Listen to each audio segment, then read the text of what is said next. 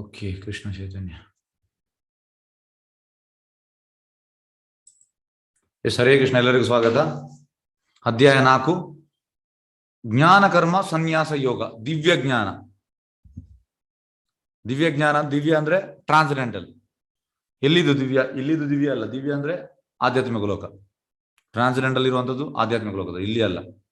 ಹಾಗಾಗಿ ಆಧ್ಯಾತ್ಮಿಕ ಲೋಕದ ಜ್ಞಾನ. ಈಗ ನಮ್ಮ ಬೆಳಿಗ್ಗೆ ನಾವು ಗುರು ಪೂಜೆಗೆ ಭಜನೆ ಮಾಡ್ತೇವೆ ಪ್ರಭುಪಾದಿಗೆ. ಅದರಲ್ಲಿ ಚಕ್ಕುದಾನ್ ದಿಲೋ ಜೈ ಜನ್ಮೆ ಜನ್ಮೆ ಪ್ರಭು ಸೆ ದಿವ್ಯ ಜ್ಞಾನ ಹೃದಯ ಪ್ರಕಾಶಿತೋ ಅಂದ್ರೆ ದಿವ್ಯ ಜ್ಞಾನ ಹೃದಯದಲ್ಲಿ ಪ್ರಕಾಶಿತ ಆಗ್ತದೆ. ದಿವ್ಯ ಜ್ಞಾನ ಹೃದಯ ಪ್ರಕಾಶಿತೋ. ಹಾಗಾಗಿ ಈ ದಿವ್ಯ ಜ್ಞಾನ ಬರುವಂತದ್ದು ಗೋಲೋಕದಿಂದ. ಗೋಲೋಕೆರೆ ಪ್ರೇಮ ಧ್ವನಿ, ಕೃಷ್ಣನ ಧಾಮದಿಂದ ಬರುವಂತದ್ದು. ಈ ಭಗವದ್ಗೀತೆಯಲ್ಲಿ ನಾವು ಆ ದಿವ್ಯ ಜ್ಞಾನವನ್ನು ತಿಳಿಬಹುದು. ಹೇಗೆ? ಪ್ರಭುಪಾದ ಹೇಳ್ತಾರೆ, ಸಬ್ಮಿಸಿವ್ ಸ್ಪಿರಿಟ್ ಅಂದ್ರೆ ಹೇಗೆ ಅಂದ್ರೆ, ಈಗ ಶಾಲೆಯಲ್ಲಿ ಮಕ್ಕಳು ಫಸ್ಟ್ ಬೆಂಚ್ ಅಲ್ಲಿ ಇರ್ತಾರೆ. ಅವರಂದ್ರೆ ಟೋಟಲಿ ಅಟೆಂಟಿವ್ ಮೂಡ್ ಅಲ್ಲಿ ಇರ್ತಾರೆ. ಹೀಗೆ ಟೀಚರ್ ಹೇಳುವುದನ್ನೆಲ್ಲ ಕೇಳ್ತಾರೆ. ಹಾಗಾಗಿ ಈ ಸಬ್ಮಿಸಿವ್ ಸ್ಪಿರಿಟ್ ಅಲ್ಲಿ ನಮ್ಗೆ ದಿವ್ಯ ಜ್ಞಾನ ಸಿಗ್ತದೆ. ಟೋಟಲ್ ನಾವು ಎಂತ ಅಂದ್ರೆ ಸರೆಂಡರ್ ಇರಬೇಕು. ಎಸ್, ಕೃಷ್ಣ ಸರಿ, ಕೃಷ್ಣನ ಈ ಭಗವದ್ಗೀತೆ ಸರಿ, ಕೃಷ್ಣನ ಮೆಸೇಜ್ ನನಗೆ, ಈ ಪ್ಲಾಟ್ಫಾರ್ಮ್ ಅಲ್ಲಿ ನಾವು ಬರಬೇಕು. ಆದ್ರೆ ಇನಿಷಿಯಲ್ ನಾವು ಒಪ್ಲಿಕ್ಕೆ ಕಷ್ಟ. ಕ್ರಮೇಣ ನಾವು ಅಂದ್ರೆ ಹಂತ ಹಂತವಾಗಿ ಗ್ರಾಜುವಲಿ ನಾವು ಒಪ್ತಾ ಬರ್ತೇವೆ. ಎಸ್, ಕೃಷ್ಣ ಸರಿ, ಕೃಷ್ಣನ ಮೆಸೇಜ್ ಸರಿ ಅಂತ. ಹೀಗೆ ಅಂತಂದ್ರೆ ನಾನು ಸರಿ ಅಂತ ಉಂಟು. ನಾನು ಎಂಬುವನಿಲ್ಲಿ ನಾದವಾಗಿರುವಾಗ ಅಂದ್ರೆ ದಾಸರು ಹೇಳುವಂಥದ್ದು, ನಾನು ಹೋದರೆ ನಾನು ವೈಕುಂಠಕ್ಕೆ ಹೋದೆನು. ಈಗ ತಡೆ ಅಂತ ನಾನು. ವೇದವ್ಯಾಸರು ಅಂತ ಹೇಳುವಂಥದ್ದು ಅಹಂ ಮಮ ಅಂದ್ರೆ ನಾವು ಹೇಳುವಂಥದ್ದು ಅಹಂ ಮಮ. ವೇದವ್ಯಾಸರು ಹೇಳುವಂಥದ್ದು ನಾ ಅಹಂ ನಾ ಮಮ. ಅಹಂ ಅಂದ್ರೆ ನಾನು, ಮಮ ಅಂದ್ರೆ ನನ್ನವರು. ಧೃತರಾಷ್ಟ್ರ ಕೂಡ ಹೇಳಿದ ಅದೇ, ನಾನು ನನ್ನವರು, ದುರ್ಯೋಧನ ಮತ್ತೆ ನನ್ನ ಮಕ್ಕಳು. ಹಾಗಾಗಿ ಇದು ಹೋಗ್ಬೇಕು. ಇದು ಹೋಗ್ಬೇಕಿದ್ರೆ, ನಾನು ಹೋಗ್ಬೇಕಿದ್ರೆ ಪ್ರಭು ಹೇಳುವಂಥದ್ದು ಇನ್ಸ್ಟೆಡ್ ಆಫ್ ಮೀ ವಿ, ನಾವು ಬರಬೇಕು. ನಾನು ಅಲ್ಲ, ನಾನು ಮಾಡಿದೆ, ನಾನು ಹಣವನ್ನು ಸಂಗ್ರಹ ಮಾಡಿದ್ದು, ನಾನು ಕೆಲಸ ಮಾಡಿದ್ದು, ಈ ಜಾಗ ತೆಗೆದದ್ದು ನಾನು. ನಾನು ನಾನು ನಾನು ನಾನು ನಾನು ಈ ನಾನು ನಮಗೆ ಆಧ್ಯಾತ್ಮಿಕ ಲೋಕದಲ್ಲಿ ನಾನು ಇಲ್ಲ. ಭೌತಿಕ ಲೋಕದಲ್ಲಿ ನಾನು. ಭೌತಿಕ ಲೋಕದಲ್ಲಿ ಎಲ್ಲರಿಗೂ ಬಾಸ್ ಆಗಬೇಕು. Boss, master of the master. ಹೇಗಂದ್ರೆ ಸಪೋಸ್ ಒಬ್ಬ ಈಗ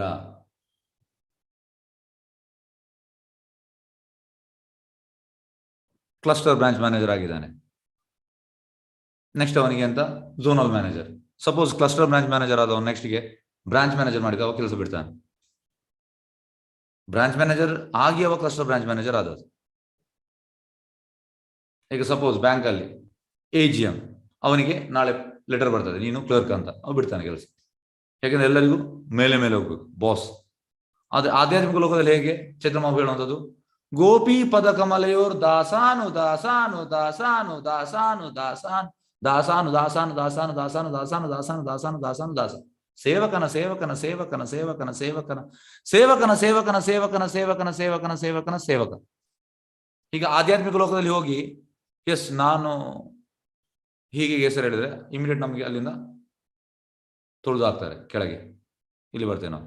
ಸಪೋಸ್ ನಾವು ಹೋದ್ರು ಕೂಡ. ಆದ್ರೆ ನಾನು ಪ್ರಭುಪಾದಿದು ಸೇವಕ, ಇಮಿಡಿಯೇಟ್ ಎಂಟ್ರಿ. ಪ್ರಭುಪಾದಿದು ಸೇವಕನ ಸೇವಕ ಎಂಟ್ರಿ.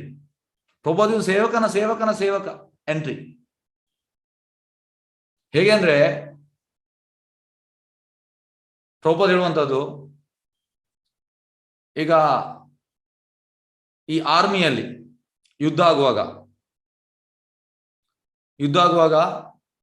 ಜನರಲ್ ಇರ್ತಾನೆ, ಅವನ ಹಿಂದೆ ಮೇಜರ್ ಇರ್ತಾನೆ, ಅವನ ಹಿಂದೆ ಕ್ಯಾಪ್ಟನ್ ಇರ್ತಾನೆ, ಅವನ ಹಿಂದೆ ಸೋಲ್ಜರ್ಸ್ ಇರ್ತಾರೆ.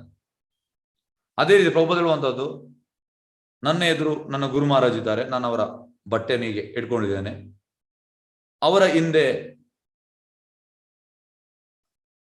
ಅಂದ್ರೆ ಅವರನ್ನ ಇಟ್ಕೊಂಡು ನಾನಿದ್ದೇನೆ, ನನ್ನ ಹಿಂದೆ ನನ್ನ ಶಿಷ್ಯರಿದ್ದಾರೆ, ಅವರ ಹಿಂದೆ ಅವರ ಶಿಷ್ಯರು, ಈ ರೀತಿ ಹೋಗುವಂಥದ್ದು. ಹಾಗಾಗಿ ನಾವು ಡೈರೆಕ್ಟ್ ಹೋಗಿ ಕೃಷ್ಣನ ಹಿಡಿಯಲಿಕ್ಕೆ ಆಗುದಿಲ್ಲ. ಸೇವಕನ ಸೇವಕನ ಸೇವಕನ ಸೇವಕನ ಸೇವಕ.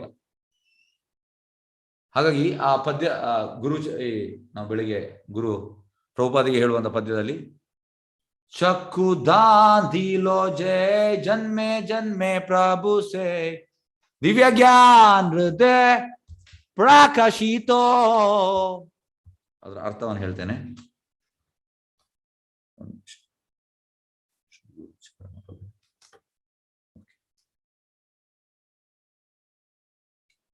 ಎಸ್, ಚಕ್ಕುದಾನ್ ದಿಲೋಜಿ. ಓಕೆ.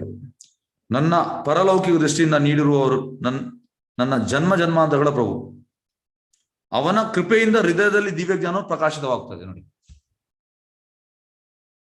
ಕೃಪೆಯಿಂದ. ಹಾಗಾಗಿ ಭಕ್ತಿ ಸಿಗುವಂತದ್ದು, ಭಕ್ತಿ ಲತಾ ಬೀಜ್ ಹೇಗೆ ಸಿಗುವಂತದ್ದು? ಗುರು ಕೃಷ್ಣ ಕೃಪಾಯ ಪಾಯ್ ಭಕ್ತಿ ಲತಾ ಬೀಜ್.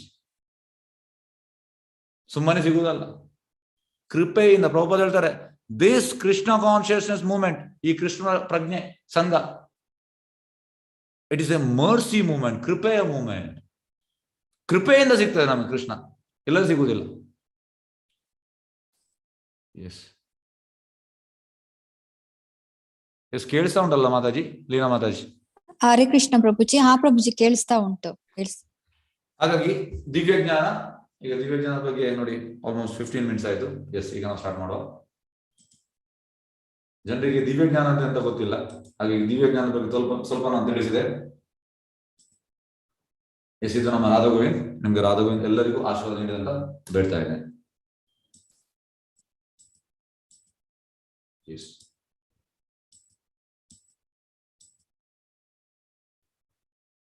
ಭಗವದ್ಗೀತಾ ಆಸ್ ಇಟ್ ಈಸ್, ಅಂದ್ರೆ ಭಗವದ್ಗೀತಾ ಯಥಾರೂಪ. ಈಗ ಈ ಭಗವದ್ಗೀತಾ ಯಥಾರೂಪ ಪ್ರಭುಪಾದ ಹೇಳಿದ್ದಾರೆ, ದೀಸ್ ಬುಕ್ಸ್, ಈ ನನ್ನ ಪುಸ್ತಕ, this will be the law book for another 10,000 years. ಇದು ಇನ್ನು 10,000 ವರ್ಷ ಅಂದ್ರೆ ಲಾ ಪುಸ್ತಕ ಆಗಿರ್ತದಂತೆ. ಯಾಕೆ ಪ್ರಭುಪಾದ ಹೇಳ್ತಾರೆ? ಈ ಒಂದು ಇಟ್ ಇಸ್ ಕಲಿಯುಗ. ಕಲಿಯುಗ ಅಂದ್ರೆ ಈ ವೇದವ್ಯಾಸ ಹೇಳುವಂಥದ್ದು ಭಾಗವತಮಲ್ಲಿ, ಪ್ರಾಯೇಣ ಅಲ್ಪ ಆಯುಷ ಸಭ್ಯ ಕಲೌ ಅಸ್ಮಿನ್ ಯುಗೇ ಜನ ಮಂದಾ ಸುಮಂದ ಮತಯೋ ಮಂದ ಭಾಗ್ಯಾಯಿ ಉಪದ್ರತ. ಅಂದ್ರೆ ಕಲಿಯುಗದಲ್ಲಿ ಆಯುಷ ಕಡಿಮೆ, ಪ್ರಾಯೇಣ ಅಲ್ಪ ಆಯುಷ ಕಲೌ ಅಸ್ಮಿನ್ ಯುಗೇ ಜನ. ಮಂದ ಅಂದ್ರೆ ದಡ್ಡರು, ಸುಮಂದ ಶತದಡ್ಡರು, ಮಂದ ಭಾಗ್ಯ ಉಪದ್ರತ ಡಿಸ್ಟರ್ಬ್ ಕಂಡೀಷನ್. ಯಾರಿಗೂ ಕೂಡ ಈ ದಿವ್ಯ ಜ್ಞಾನ ಗೊತ್ತಿಲ್ಲ. ಅದಕ್ಕೆ ವೇದವ್ಯಾಸ ಹೇಳುವುದು ಮಂದ ಸುಮಂದ. ಆದ್ರೆ ಪ್ರಭುಪಾದ ಅಂತ ಹೇಳ್ತಾರೆ, ಈಗ ಅಂದ್ರೆ ಚೈತ್ರಮ ಹುಟ್ಟಿದ ಮೇಲೆ ಈಗ 500 ವರ್ಷ ಆಗಿದೆ, ಇನ್ನು 9,500 ವರ್ಷ, ಟೋಟಲ್ 10,000 years. ಈ ಒಂದು ಇಟ್ ಇಸ್ ಕಲಿಯುಗ. ಕಲಿಯುಗ ಆದ್ರೂ ಕೂಡ ಕಲಿಯುಗ ಅಂತ ಗೊತ್ತಾಗುದಿಲ್ಲ. ಯಾಕೆಂದ್ರೆ ಈ ಗ್ರಂಥ ಉಂಟು, ಭಗವದ್ಗೀತಾ ಯಥಾರೂಪ, ಕೃಷ್ಣ ಹೇಗೆ ಹೇಳಿದಾನೆ ಹಾಗೆ. ಹಾಗಾಗಿ ಇದು ಇನ್ನು 9,500 ವರ್ಷ, ಟೋಟಲ್ 10,000 ವರ್ಷ, ಇನ್ನು 9,500 ವರ್ಷ ಇದು ಇರ್ತದೆ. ಹಾಗಾಗಿ ನಾವು ಇದರ ಸದುಪಯೋಗ ಪಡಿಬೇಕು. ತುಂಬಾ ಉಂಟು ಮಾರ್ಕೆಟಲ್ಲಿ ಪುಸ್ತಕ ಭಗವದ್ಗೀತೆ, ಆದ್ರೆ ಎಲ್ಲವೂ ಮಿಸ್ ಇಂಟರ್ಪ್ರಿಟೇಷನ್, ಅಂದ್ರೆ ಅವರವರ ಹೂವಾಪೂಹ, ಅವರವರ ಅನಿಸಿಕೆ ಕೊಟ್ಟಿದ್ದಾರೆ. ಈ ನೀವು ಭಾವಾರ್ಥ ಓದಿದ್ರೆ 600 ಎಡಿಷನ್ ಉಂಟು, ಅದರಲ್ಲಿ 590 ಎಡಿಷನ್ ಬೋಗಸ್ ಎಡಿಷನ್. ಯಾಕೆಂದ್ರೆ ಭಾವಾರ್ಥದಲ್ಲಿ ಅವರವರ ಅಭಿಪ್ರಾಯ ಉಂಟು. ಈಗ ಇದಕ್ಕೊಂದು ಸಣ್ಣ ಉದಾಹರಣೆ ಕೊಡ್ತೇನೆ ನೋಡಿ. ಪ್ರಭುಪಾದ ಈ ಉದಾಹರಣೆ ಸೂಕ್ತ ಅಂತ ಎಣಿಸ್ತೇನೆ. ಪ್ರಭುಪಾದ 1965ರಲ್ಲಿ ಅಮೆರಿಕಕ್ಕೆ ಹೋಗ್ತಾರೆ. ಅದಕ್ಕಿಂತ ಮುಂಚೆ ಭಾರತದಲ್ಲಿ ತುಂಬಾ ಪ್ರಯತ್ನ ಪಡ್ತಾರೆ. 37ರಿಂದ 65 ತನಕ 28 ವರ್ಷ ಎಂತ ಹಣ ಇಲ್ಲದೆ ತುಂಬಾ ಪ್ರಯತ್ನ ಪಡ್ತಾರೆ. ಆದ್ರೆ ಯಾರು ಮುಂದೆ ಬರುವುದಿಲ್ಲ. ಪ್ರತಿ ಮನೆಗೆ ಹೋಗ್ತಾರೆ.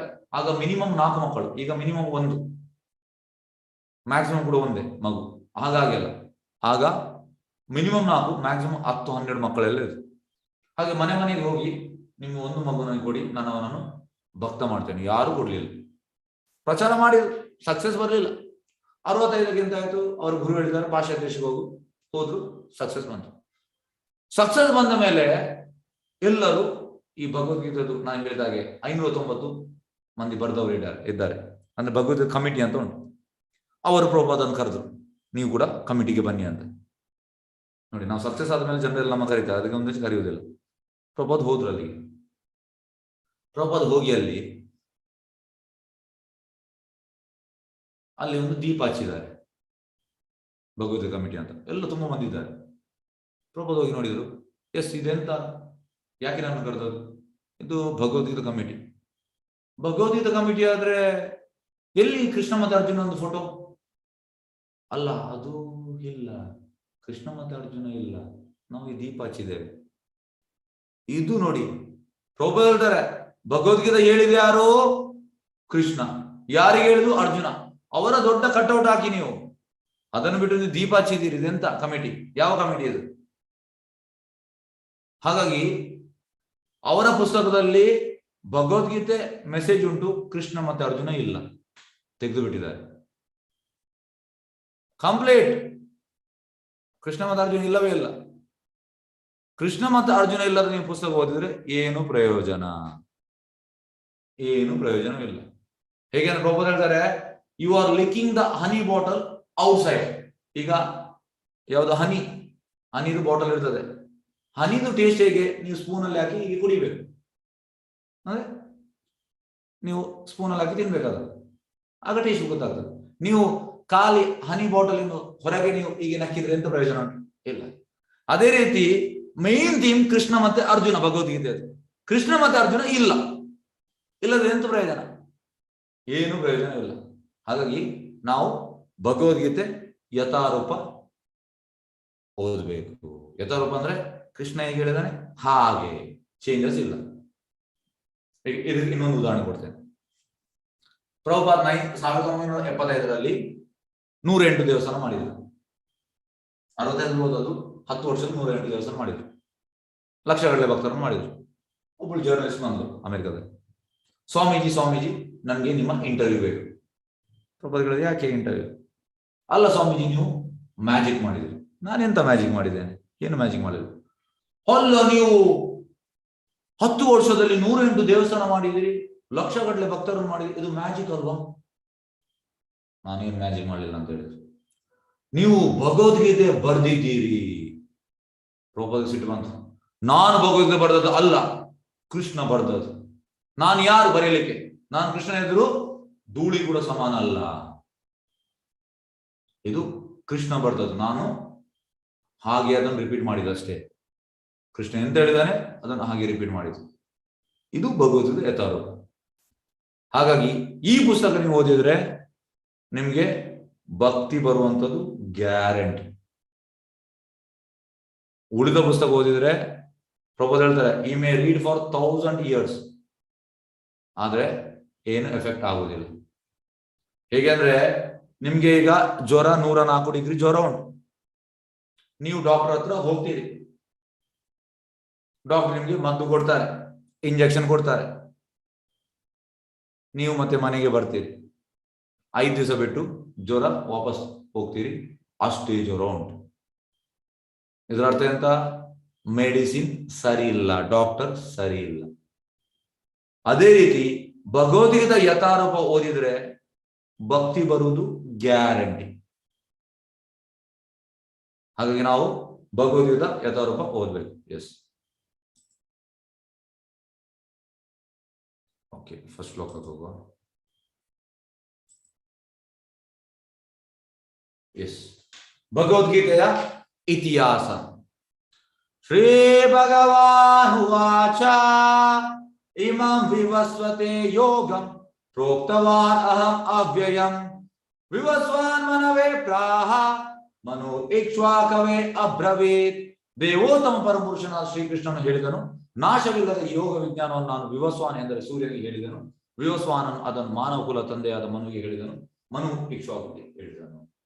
ನೋಡಿ ಹೇಗೆಂದ್ರೆ ಇದು ಗುರು ಪರಂಪರೆಯಲ್ಲಿ ಬರುವಂತದ್ದು. ಫಸ್ಟ್ ಯಾರು? ಕೃಷ್ಣ, ವಿವಸ್ವಾನ್ ಅಂದ್ರೆ ಸೂರ್ಯದೇವರು. ಇಲ್ಲಿ ವಿವಸ್ವಾನ್ ಅದನ್ನು ಯಾರಿಗೆ ಹೇಳುವಂಥದ್ದು? ಮನುವಿಗೆ ಹೇಳುವಂಥದ್ದು. ಮನು ಅವನ ಮಗ ಇಕ್ಷ್ವಾಕುಗೆ ಹೇಳುವಂಥದ್ದು. ಈ ರೀತಿ ಗುರು ಪರಂಪರೆಯಲ್ಲಿ ಬರುವಂಥದ್ದು. ಈಗ ವಿವಸ್ವಾನ್ ಅವನ ಓನ್ ಹೇಳುವುದಲ್ಲ, ಕೃಷ್ಣ ಎಂತ ಹೇಳಿದಾನೆ ಅದನ್ನೇ ಹೇಳುವಂಥದ್ದು. ಮತ್ತೆ ಮನು ಓನ್ ಹೇಳುವುದಲ್ಲ, ಕೃಷ್ಣ ಹೇಗೆ ಹೇಳಿದಾನೆ ಅದನ್ನೇ ಹೇಳುವಂಥದ್ದು, ರಿಪೀಟ್ ಮಾಡುವಂಥದ್ದು. ಮತ್ತೆ ಇಕ್ಷ್ವಾಕು ಓನ್ ಹೇಳುವುದಲ್ಲ, ರಿಪೀಟ್ ಮಾಡುವಂಥದ್ದು. ಹಾಗಾಗಿ ಇದು ಗುರು ಪರಂಪರೆ. ಗುರು ಪರಂಪರೆ ಇಲ್ಲದ ಯಾವುದೇ ಆಗಲಿ ಅದು ಪ್ರಯೋಜನ ಇಲ್ಲ. ಪ್ರಭುಪಾದ ಹೇಳುವಂಥದ್ದು ಗುರು ಸಾಧು ಶಾಸ್ತ್ರ ತ್ರಿನೋಕೆ ಏಕಿ ವಾಕ್ಯ. ಗುರು ಹೇಳಿದ್ದು ಪ್ರಿವಿಯಸ್ ಸಾಧುಗಳು, ಯಾರೆಲ್ಲ ಸಾಧುಗಳು? ವೇದವ್ಯಾಸರು, ನಾರದ ಮುನಿ, ಮತ್ತೆ ಬ್ರಹ್ಮ, ಇವರು ಹೇಳಿದ್ದು ಪ್ರಿವಿಯಸ್ ಸಾಧುಗಳು. ಗುರು ಹೇಳಿದ್ದು ಈ ಸಾಧುಗಳು ಹೇಳಿದ್ದು, ಮತ್ತೆ ಶಾಸ್ತ್ರ. ಇದು ಮೂರು ಕೂಡ ಸೇಮ್ ಇರ್ಬೇಕಂತೆ. ಗುರು ಸಾಧು ಶಾಸ್ತ್ರ ತ್ರಿನೋಕೆ ಏಕಿ ವಾಕ್ಯ. ಹಾಗಿದ್ರೆ ದಟ್ ಈಸ್ ಪರ್ಫೆಕ್ಟ್. ಹಾಗೆ ಇಲ್ಲದಿದ್ರೆ ಅದರಲ್ಲಿ ಸಮಥಿಂಗ್ ಇಸ್ ರಾಂಗ್. ಎಂಥದ್ದು ತಪ್ಪು ಉಂಟದು. ಈಗ ತುಂಬಾ ಮಂದಿ ಹೇಳ್ತಾರೆ ನನ್ನ ಗುರು ಹೇಳಿದ್ರು, ನಿನ್ನ ಗುರು ಹೇಳಿದ್ರು, ವೇದವ್ಯಾಸರು ಹೇಳಿದ್ರು ಮ್ಯಾಚ್ ಆಗ್ತದ, ನಾರದ ಮುನಿ ಹೇಳಿದ ಮ್ಯಾಚ್ ಆಗ್ತದ, ವಿವಸ್ವಾನ್ ಹೇಳಿದಾಗ ಮ್ಯಾಚ್ ಆಗ್ತದ, ಇಕ್ಷ್ವಾಕು ಹೇಳಿದಾಗ ಮ್ಯಾಚ್ ಆಗ್ತದ? ಇಲ್ಲ. ಶಾಸ್ತ್ರ ಹೇಳಿದಾಗ ಮ್ಯಾಚ್ ಆಗ್ತದ? ಇಲ್ಲ. ಹಾಗಾಗಿ ಅದು ಇಲ್ಲದಿದ್ರೆ ಪರಂಪರೆ ಇಲ್ಲ ಅಷ್ಟೇ. ಅದು ಮ್ಯಾಚ್ ಆಗ್ಬೇಕು, ಸೇಮ್ ಇರ್ಬೇಕು, ಸ್ಟ್ರೈಟ್ ಲೈನ್ ಅಲ್ಲಿ ಇರ್ಬೇಕು. S, okay. ಫಸ್ಟ್ ಒನ್ ಭಗವದ್ ಇತಿಹಾಸ ಅಂದ್ರೆ ವಿವಸ್ವಾನಿಗೆ ಹೇಳಿದ್ರು. ಈಗ ಭಗವದ್ ಇತಿಹಾಸ ಸೆಕೆಂಡ್ ಶ್ಲೋಕ. ಏವಂ ಪರಂಪರಾ ಪ್ರಾಪ್ತಂ ಇಮಂ ರಾಜ ಋಷಿಯೋ ವಿದು ಸಕಾಲೇನ ಮಹತ ಯೋಗ ನಷ್ಟ ಪರಂತಪ. ಈ ಉತ್ತಮೋತ್ತಮ ವಿಜ್ಞಾನವು ಗುರು ಪರಂಪರೆ ಬಂದಿತ್ತು ನೋಡಿ. ಗುರು ಪರಂಪರೆ ಅಂತ ಉಂಟು. ರಾಜ ಋಷಿಗಳು ಅದನ್ನು ಹಾಗೆ ಗ್ರಹಿಸಿದರು. ಯಾಕೆ ಅವರಿಗೆ ರಾಜ ಋಷಿ? ರಾಜ ಪ್ಲಸ್ ಋಷಿ.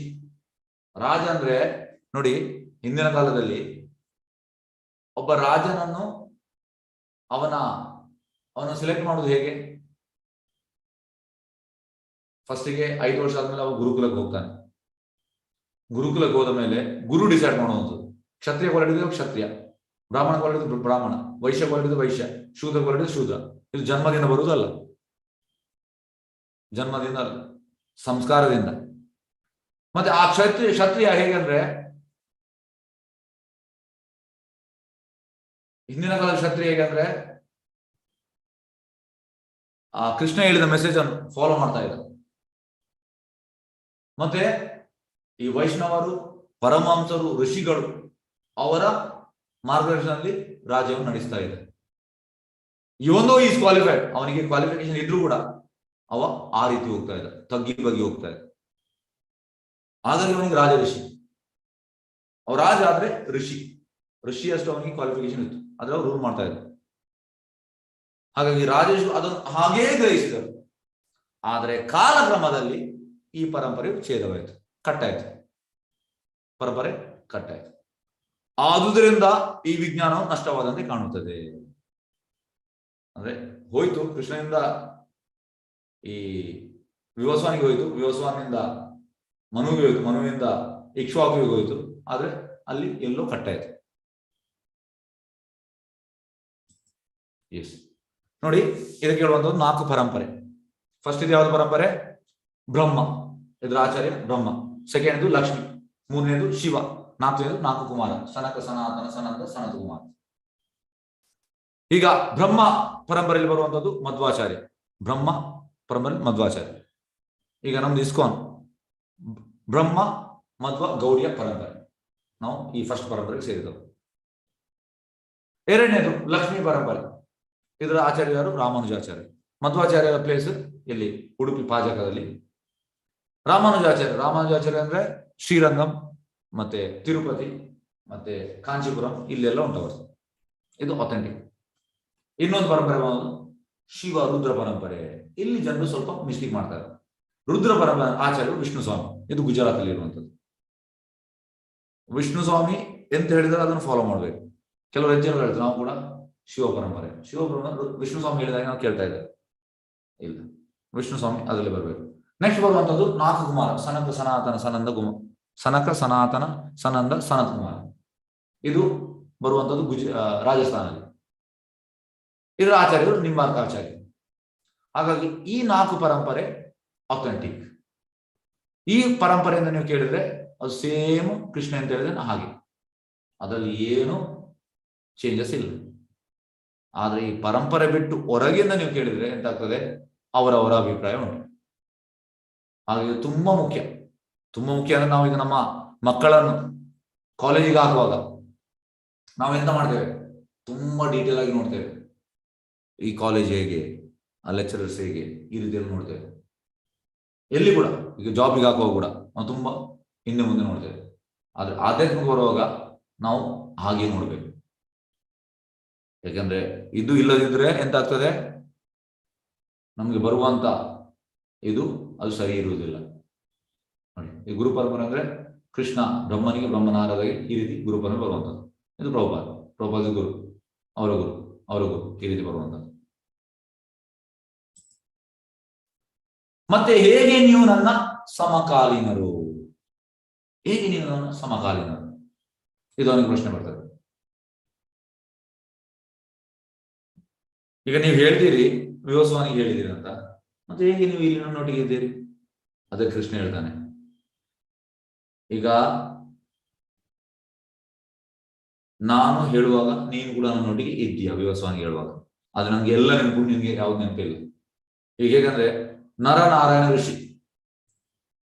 ಋಷಿಯಲ್ಲಿ ನರ ಅರ್ಜುನ, ನಾರಾಯಣ ಕೃಷ್ಣ. ಮತ್ತೆ ಚೈತನ್ಯ ಬಾಬು ಬರುವಾಗ ಆ ರಾಮಾನಂದರಾಯ ಅದು ಅರ್ಜುನ. ಅಂದ್ರೆ ನಿತ್ಯ ಸಂಗಾತಿ. ಯಾವ ಕೃಷ್ಣ ಬರ್ತಾನೆ ಆಗ ಅರ್ಜುನ ಕೂಡ ಬರ್ತಾನೆ, ಇಟರ್ನಲ್ ಅಸೋಸಿಯೇಟ್. ಆದ್ರೆ ಕೃಷ್ಣ ಹೇಳ್ತಾನೆ, ನಿಮ್ಗೆ ಯಾವ್ದು ನೆನಪಿಲ್ಲ, ನಮಗೆಲ್ಲ ನೆನಪುಂಟು.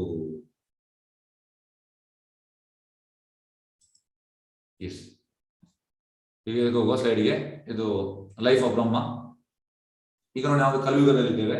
ಮತ್ತೆ ದ್ವಾಪರ ಯುಗ, ತ್ರೇತಯುಗ, ಸತ್ಯಯುಗ. ಕಲಿಯುಗದಲ್ಲಿ ಒಟ್ಟಿಗೆ 4,32,000 ವರ್ಷ, ಈಗ 5,121 ವರ್ಷ ಆಗಿದೆ. ದ್ವಾಪರ ಯುಗ 1:2, ಕಲಿಯುಗದು ಡಬಲ್, 8,64,000 ವರ್ಷ. ತ್ರೇತಯುಗ 1:3, ಕಲಿಯುಗದು 3 ಪಟ್ಟು, 12,96,000 ವರ್ಷ. ಸತ್ಯಯುಗ 1:4, 17,28,000 ವರ್ಷ. ಈ 4 ಯುಗ ಸೇರಿ ಒಂದು ದಿವ್ಯ ಯುಗ. ಈ ಕಲಿಯುಗ ಆದ್ಮೇಲೆ ನೆಕ್ಸ್ಟ್ ಸತ್ಯಯುಗ ಬರ್ತದೆ, ಮತ್ತೆ ತ್ರೇತಯುಗ, ದ್ವಾಪರ, ಈ ರೀತಿ. ಹಾಗಾಗಿ ಇಂಥ 71 ದಿವ್ಯ ಯುಗ ಸೇರಿ ಒಂದು ಮನ್ವಂತರ. ಈಗ ಅಲ್ಲಿ ನೋಡಿ, ಮನು ಇದು ನಾನು ಈಗ ಯಾರು ವಿವಸ್ವಾನ್ ಮನುಗೆ ಹೇಳುವಂತ, ಮನು ಇಕ್ಷ್ವಾಕು ಹೇಳುವಂಥದ್ದು ಈ ರೀತಿ. ಹಾಗಾಗಿ 71 ದಿವ್ಯ ಯುಗ ಸೇರಿ ಒಂದು ಮನ್ವಂತರ. ಇಂಥ 14 ಮನ್ವಂತರ ಸೇರಿ ಒಂದು ಕಲ್ಪ ಅಂದ್ರೆ ಬ್ರಹ್ಮನ ದಿನ ಅಷ್ಟೇ, ರಾತ್ರಿ ಕೂಡ ಮನ್ವಂತ.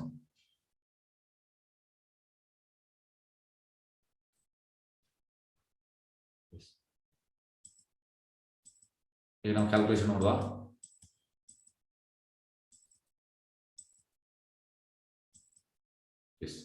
ನೋಡಿ, ಬ್ರಹ್ಮನಿಗ 50 ವರ್ಷ ಆಗಿದೆ. ಯಾವ್ದು ನಮ್ಮ ತರ 50 ವರ್ಷ ಅಲ್ಲ ನೋಡಿ. ಒಂದು 50 ವರ್ಷ ಅಂದ್ರೆ 155.52 ಟ್ರಿಲಿಯನ್ ಇಯರ್ಸ್. ಎಂತಂದ್ರೆ ಇದು ಕಲಿಯುಗ, ಅದು 4,32,000 ಇಂಟು 10 ಅಂದ್ರೆ ಕಲಿಯುಗ 1, ದ್ವಾಪರಯುಗ 2, ತ್ರೇತಯುಗ 3, ಸತ್ಯಯುಗ 4. 1 ಅಂದ್ರೆ 1 + 2 + 3 + 4 10 ಆಯ್ತು, ಇಂಟು 1000 ಇಯರ್ಸ್, ಇಂಟು 2 ಅಂದ್ರೆ ಎಂತ ಹೇಳುವಂತದ್ದು, ಬ್ರಹ್ಮನ ದಿನ ಮತ್ತೆ ರಾತ್ರಿ, ಇಂಟು 360 ಡೇಸ್, ಇಂಟು 50. ಇದು ಎಕ್ಸ್ಟ್ರಾ ಆಗ್ತದೆ 155.52 ಟ್ರಿಲಿಯನ್ ಇಯರ್ಸ್. ಈಗ 6 ಮನ್ವಂತರ ಆಗಿದೆ, ಇನ್ನು 8 ಒಟ್ಟಿಗೆ 14 ಮನ್ವಂತರ. ಹಾಗಾಗಿ 6 ಮನ್ವಂತರ ಆರ್ ಓವರ್ 6 ಇಂಟು 4,32,000 ಅಂದ್ರೆ ಕಲಿಯುಗದು, into 10 into 1000 divide by 14. Total 14 ಮನ್ವಂತರ ಉಂಟು, 6 ಆಗಿದೆ. 185.4285 ಮಿಲಿಯನ್ ಇಯರ್ಸ್. 27 ಸೈಕಲ್ ಆಗಿದೆ 4 ಯುಗದ್ದು. ಹಾಗೆ 27 ಇಂಟು 4,32,000 ಇಂಟು 10, 116.64 ಮಿಲಿಯನ್ ಇಯರ್ಸ್. ಸತ್ಯ, ತ್ರೇತ ಮತ್ತು ದ್ವಾಪರ ಆಗಿದೆ. ಈಗ ಕಲಿಯುಗ ಆಗ್ತಾ ಉಂಟು 9 ಇಂಟು 4,32 ಅಂದ್ರೆ 3.88 ಮಿಲಿಯನ್ ಇಯರ್ಸ್. ಮತ್ತೆ ಕಲಿಯುಗ ಸ್ಟಾರ್ಟ್ ಆಗಿ 5,121 ವರ್ಷ ಆಗಿದೆ. Life of Brahma is equal to 155.52 into 0 0.01971. Okay, total 155.522 trillion years. Yes, ಇಷ್ಟಾಗಿದೆ ಬ್ರಹ್ಮನ್. ಈಗ ಯಾವಾಗ ಗೀತೆಯನ್ನು ಸೂರ್ಯದೇವರಿಗೆ ಹೇಳಲಾಯಿತು?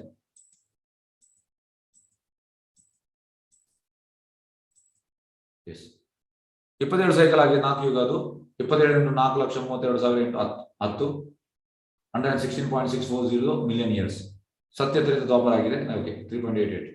ಟೈಮ್ ಎಲಾಬ್ಸನ್ ಕಲಿಯುಗ 5,121. Life of Manu 116.64 plus 3.888 0 plus 005121 120.533 million years. ಹಾಗಾಗಿ accepting that before the birth of Manu, the Gita was spoken by Lord to his disciple, the sun god Vivaswami. ಹಾಗಾಗಿ ಮನು ಹುಟ್ಟೋ ಮುಂಚೆ ಹೇಳಿದ್ದು, ವಿವಸ್ವಾಮಿಗೆ ಯಾವಾಗ ಹೇಳಿದ್ದು? 120 ಮಿಲಿಯನ್ ಇಯರ್ಸ್. 120 ಮಿಲಿಯನ್ ಅಂದ್ರೆ 1 ಮಿಲಿಯನ್ ಅಂದ್ರೆ 10 lakhs. 10 ಮಿಲಿಯನ್ ಅಂದ್ರೆ 10 ಮಿಲಿಯನ್ ಅಂದ್ರೆ 1 crore. 12 okay 1 crore 12 crores. Okay, 120 million ಅಂದ್ರೆ 12 ಕೋಟಿ ವರ್ಷದ ಹಿಂದೆ ವಿವಸ್ವಾಮಿ ಹೇಳಿದ್ರು.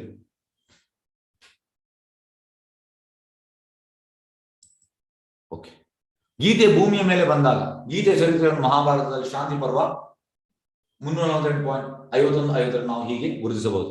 ತ್ರೇತಾ ಯುಗದೌ ಶತತೋ ವ್ಯವಸ್ವಾನೇ ದದೌ ಮನುಷ್ಯಲೋಕ ಪ್ರತ್ಯರ್ಥಂ ಸ್ತಾಕ್ ಏಕ್ಷಕವೇ ದದೌ ಇಕ್ಷ್ವಾಕೂನ ಚ ಗತಿತೋ ವ್ಯಾಪಲೋಕಾನ ಅವಸ್ಥಿತ. ಪರಂಬ್ರಹ್ಮನೊಂದಿಗೆ ಸಂಬಂಧಿಸಿದ ಈ ಶಾಸ್ತ್ರವನ್ನು ವಿವಸ್ವಾನ ಮನುವಿಗೆ ತ್ರೇತಾಯುಗದ ಪ್ರಾರಂಭದಲ್ಲಿ ಉಪದೇಶಿಸಿದ. ಯಾವಾಗ ಉಪದೇಶ ಮಾಡಿದ್ರು? ತ್ರೇತಾಯುಗದ ಸ್ಟಾರ್ಟಿಂಗ್ ಅಲ್ಲಿ. ಮಾನವಕುಲ ತಂದೆಯಾದ ಮನು ಅದನ್ನು ತನ್ನ ಮಗ ಇಕ್ಷ್ವಾಕು ಮಹಾರಾಜನಿಗೆ ಹೇಳಿಕೊಂಡ. ಅವ ಯಾರಿಗೆ? ಮನು ಯಾರಿಗೆ ಹೇಳಿದ? ಇಕ್ಷ್ವಾಕು ಅವನ ಮಗ. ಇಕ್ಷ್ವಾಕು ಭೂಗ್ರಹದ ರಾಜ ಮತ್ತು ರಘುವಂಶದ ಮೂಲ ಪುರುಷ ಶ್ರೀರಾಮಚಂದ್ರನು ಈ ರಘುವಂಶದಲ್ಲಿ ಅವತರಿಸಿದ. ರಾಮಚಂದ್ರ ಆ ಫ್ಯಾಮಿಲಿಯಲ್ಲಿ ಹುಟ್ಟಿದ್ರು, ಇಕ್ಷ್ವಾಕು ಫ್ಯಾಮಿಲಿಯಲ್ಲಿ. ಆದ್ದರಿಂದ ಭಗವದ್ಗೀತೆ ಇಕ್ಷ್ವಾಕು ಮಹಾರಾಜನ ಕಾಲದಿಂದ ಮಾನವಕುಲದಲ್ಲಿ ಉಳಿದು ಬಂದಿದೆ.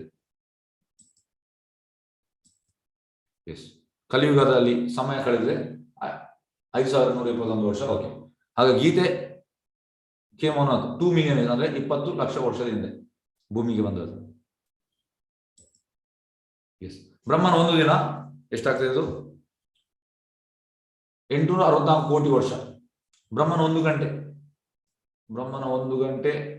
36 ಕೋಟಿ ವರ್ಷ. ಬ್ರಹ್ಮನ 1 ನಿಮಿಷ 60 ಲಕ್ಷ ವರ್ಷ. ಬ್ರಹ್ಮನ 1 ಸೆಕೆಂಡ್ 1 ಲಕ್ಷ ವರ್ಷ. ಇದು ಯಾಕೆ ಪ್ರಭುಪಾದ ಇದನ್ನು ಕ್ಯಾಲ್ಕುಲೇಷನ್ ಕೊಟ್ಟಿದ್ದಾರೆ? ಯಾಕೆಂದ್ರೆ ಈ ಬ್ರಹ್ಮ ಕೃಷ್ಣ ಇದು ಏನೂ ಅಲ್ಲ. ಈಗ ಒಂದು ಉದಾಹರಣೆ ಕೊಡ್ತೇನೆ. ಎಂತಾಗ್ತದೆ ಅಂದ್ರೆ, ಒಮ್ಮೆ ಬ್ರಹ್ಮ ಹೋಗ್ತಾನೆ ಕೃಷ್ಣನ್ ಭೇಟಿ ಮಾಡ್ಲಿಕ್ಕೆ ಹೋಗುವಾಗ ಅಲ್ಲಿ ಎಂತಾಗ್ತದೆ ಅಂದ್ರೆ, ದ್ವಾರಪಾಲಕರು ನಿಲ್ಲಿಸ್ತಾರೆ, ಕೃಷ್ಣ ಬಿಸಿ ಇದ್ದಾನೆ ಅಂತ. ಬ್ರಹ್ಮ ಹೇಳಿದಾನೆ, ಹೋಗು ಅವನಿಗೆ ಹೇಳು ಬ್ರಹ್ಮ ಬಂದಿದ್ದಾನೆ, 4 ತಲೆ ಬ್ರಹ್ಮ ಬಂದಿದ್ದಾನೆ. ಅಂದ್ರೆ ನಮ್ಮ ಬ್ರಹ್ಮ 4 ಅಡಿ ಬ್ರಹ್ಮ. ಬ್ರಹ್ಮ ಬೋಲೆ ಚತುರ್ಮುಖ ಕೃಷ್ಣ ಕೃಷ್ಣ ಹಾರೆ ಹಾರೆ ಮಹಾದೇವ ಪಂಚಮುಖ ರಾಮ ರಾಮ ಹಾರೆ ಹಾರೆ. ಹಾಗೆ ಎಂತ ಆಗ್ತದೆ ಅಂದ್ರೆ, ಕೃಷ್ಣನಿಗೆ ಗೊತ್ತಾಗ್ತದೆ ಕೃಷ್ಣ ಅಂದ್ರೆ ಬ್ರಹ್ಮನ ಹೃದಯದಲ್ಲಿ ಪರಮಾತ್ಮನಾಗಿದ್ದಾನೆ. ಕೃಷ್ಣ ಎಂತ ಮಾಡ್ತಾನೆ? ಎಲ್ಲ ಅಂದ್ರೆ ಇದು ಖಾಲಿ ಒಂದು ಬ್ರಹ್ಮಾಂಡ, ಕೋಟಿ ಈ ಮಹಾವಿಷ್ಣು ಕಾರಣಾಕಾಶ ವಿಷ್ಣು ಅನ್ಲಿಮಿಟೆಡ್ ಬ್ರಹ್ಮಾಂಡವನ್ನು ಸೃಷ್ಟಿ ಮಾಡ್ತಾನೆ. ಅದು ತುಂಬಾ ಬ್ರಹ್ಮಾಂಡ ಉಂಟು. ಚಂದ್ರಮ ಹೇಳುವಂಥದ್ದು, ಈಗ ಒಂದು ಬಕೆಟ್ ಅಲ್ಲಿ ಸಾಸಿವೆ, ಒಂದು ಬಕೆಟ್ ಅಲ್ಲಿ ಫುಲ್ ಸಾಸಿವೆ ಆಗಿದ್ರೆ ಒಂದು ಸಾಸಿವೆ ಈ ಒಂದು ಬ್ರಹ್ಮಾಂಡ ಅಂತ. ನೀವು ಎಣಿಸಿ ಎಷ್ಟು ಬ್ರಹ್ಮಾಂಡ ಇರ್ಬೇಕು. ಆ ಬ್ರಹ್ಮಾಂಡದಲ್ಲಿ ನಾವು ಎಂತ? ಏನೂ ಅಲ್ಲ. ಒಂದು ಸಣ್ಣ ಸಾಸಿವೆ ಅದಾದ್ರೆ ನಾವು ಎಂತ? ಹಾಗೆ ಕೃಷ್ಣ ಎಂತ ಮಾಡ್ತಾನೆ? ಎಲ್ಲ ಬ್ರಹ್ಮಾಂಡ ತರ್ತಾನೆ. ಕೆಲವು 1,000 ತಲೆ ಬ್ರಹ್ಮಾಂಡ, 1 ಲಕ್ಷ ತಲೆ ಬ್ರಹ್ಮಾಂಡ, ಬ್ರಹ್ಮನ 1 ಲಕ್ಷ ತಲೆ ಬ್ರಹ್ಮ, 10,000 ತಲೆ ಬ್ರಹ್ಮ, 20,000 ತಲೆ ಬ್ರಹ್ಮ, ಮತ್ತೆ 1,000 ತಲೆ ಬ್ರಹ್ಮ, 5,000 ತಲೆ ಬ್ರಹ್ಮ, 500 ತಲೆ ಬ್ರಹ್ಮ, 1,000 ತಲೆ ಬ್ರಹ್ಮ, 100 ತಲೆ ಬ್ರಹ್ಮ, 10 ತಲೆ ಬ್ರಹ್ಮ. ಈ ರೀತಿ ಬೇರೆ ಬೇರೆ ಬ್ರಹ್ಮಗಳನ್ನು ತರಿಸ್ತಾನೆ ಎಲ್ಲ ಬ್ರಹ್ಮಾಂಡದಲ್ಲಿ ಕೃಷ್ಣ. ಮತ್ತೆ ದ್ವಾರಪಾಲಕರ ಹೇಳ್ತಾನೆ, ಓಕೆ ಅವನನ್ನು ಬಿಡುವಂತ ಬ್ರಹ್ಮನ. ಬ್ರಹ್ಮ ಬರ್ತಾನೆ. ಬ್ರಹ್ಮ ತುಂಬಾ ಇಂಟೆಲಿಜೆಂಟ್. ಬ್ರಹ್ಮ ಈ ಎಲ್ಲ ಬ್ರಹ್ಮಗಳನ್ನು ನೋಡ್ತಾನೆ, ಅಲ್ಲಿ ಅಡ್ಡ ಬಿಡ್ತಾನೆ. ಕೃಷ್ಣ ನನ್ನ ತಪ್ಪಾಯ್ತು. ಅವೆಣಿಸಿದ ಒಬ್ಬ ಅಂತ ಬ್ರಹ್ಮ ಅಂತ. ಹಾಗಾಗಿ ಈ ಬ್ರಹ್ಮ ಕೃಷ್ಣನೆದುರು ಏನು ಅಲ್ಲ ತೋರಿಸಲಿಕ್ಕೆ ಪ್ರಬೋಧನೆ ಕೊಟ್ಟಿದ್ದಾರೆ. ನಾವು ಬ್ರಹ್ಮನೆದುರು ಏನು? ನಾವು ಏನು ಏನು ಅಲ್ಲ. ಈ ಮೂಡಲ್ಲಿ ನಾವು ಭಗವದ್ಗೀತೆ ಕಲ್ತ್ರೆ ನಮ್ಗೆ ಅರ್ಥ ಆಗ್ತದೆ. ಎಂತಂದ್ರೆ ಈಗ ಬ್ರಹ್ಮನಲ್ಲಿ ಕೂಡ ಅಹಂಭಾವ ಇತ್ತು. ಆದ್ರೆ ನೋಡಿ, ನಮ್ಮ ಅಹಂ ಬಗ್ಗೆ ಮತ್ತೆ ಬ್ರಹ್ಮನ ಅಹಂಗೆ ತುಂಬಾ ವ್ಯತ್ಯಾಸ ಉಂಟು. ಬ್ರಹ್ಮನ ಮಿಸ್ಟೇಕ್ ಅವನಿಗೆ ಇಮಿಡಿಯೇಟ್ ಗೊತ್ತಾಯ್ತು, ಅಲ್ಲಿ ಅಡ್ಡ ಬೀಳ್ತ. ನಮ್ಗೆ ನಮ್ಮ ಮಿಸ್ಟೇಕ್ ಗೊತ್ತಾಗುತ್ತೆ, ನಾವು ಅಡ್ಡ ಬೀಳ್ತೇವೆ ಕೃಷ್ಣನಿಗೆ. ಇದು ಸಮಸ್ಯೆ. ಪ್ರಾಬ್ಲಮ್ ಇರುವುದು ಇಲ್ಲಿ. ಅಹಂ ಇರುವುದು ಸಹಜ, ಅಹಂ ಇರ್ತದೆ. ಆದ್ರೆ ಮಿಸ್ಟೇಕ್ ಆದ ಕೂಡಲೇ ನಮ್ಗೆ ಗೊತ್ತಾಗ್ಬೇಕು. ಎಸ್, ಬ್ರಹ್ಮ ಎಷ್ಟು ಇಂಟೆಲಿಜೆಂಟ್ ಅಂದ್ರೆ ಅವನಿಗೆ ಇಮಿಡಿಯೇಟ್ ಗೊತ್ತಾಗ್ತದೆ ಮಿಸ್ಟೇಕ್ ಮಾಡಿದ್ರೆ. ಹಾಗೆ ಪ್ರಭು ಹೇಳ್ತಾರೆ, ಈ ಬ್ರಹ್ಮನೆದುರು ನಾವು ಏನು ಅಲ್ಲ, ಇಂಥ ಬ್ರಹ್ಮ ಕೃಷ್ಣನೆದುರು ಏನು ಅಲ್ಲ.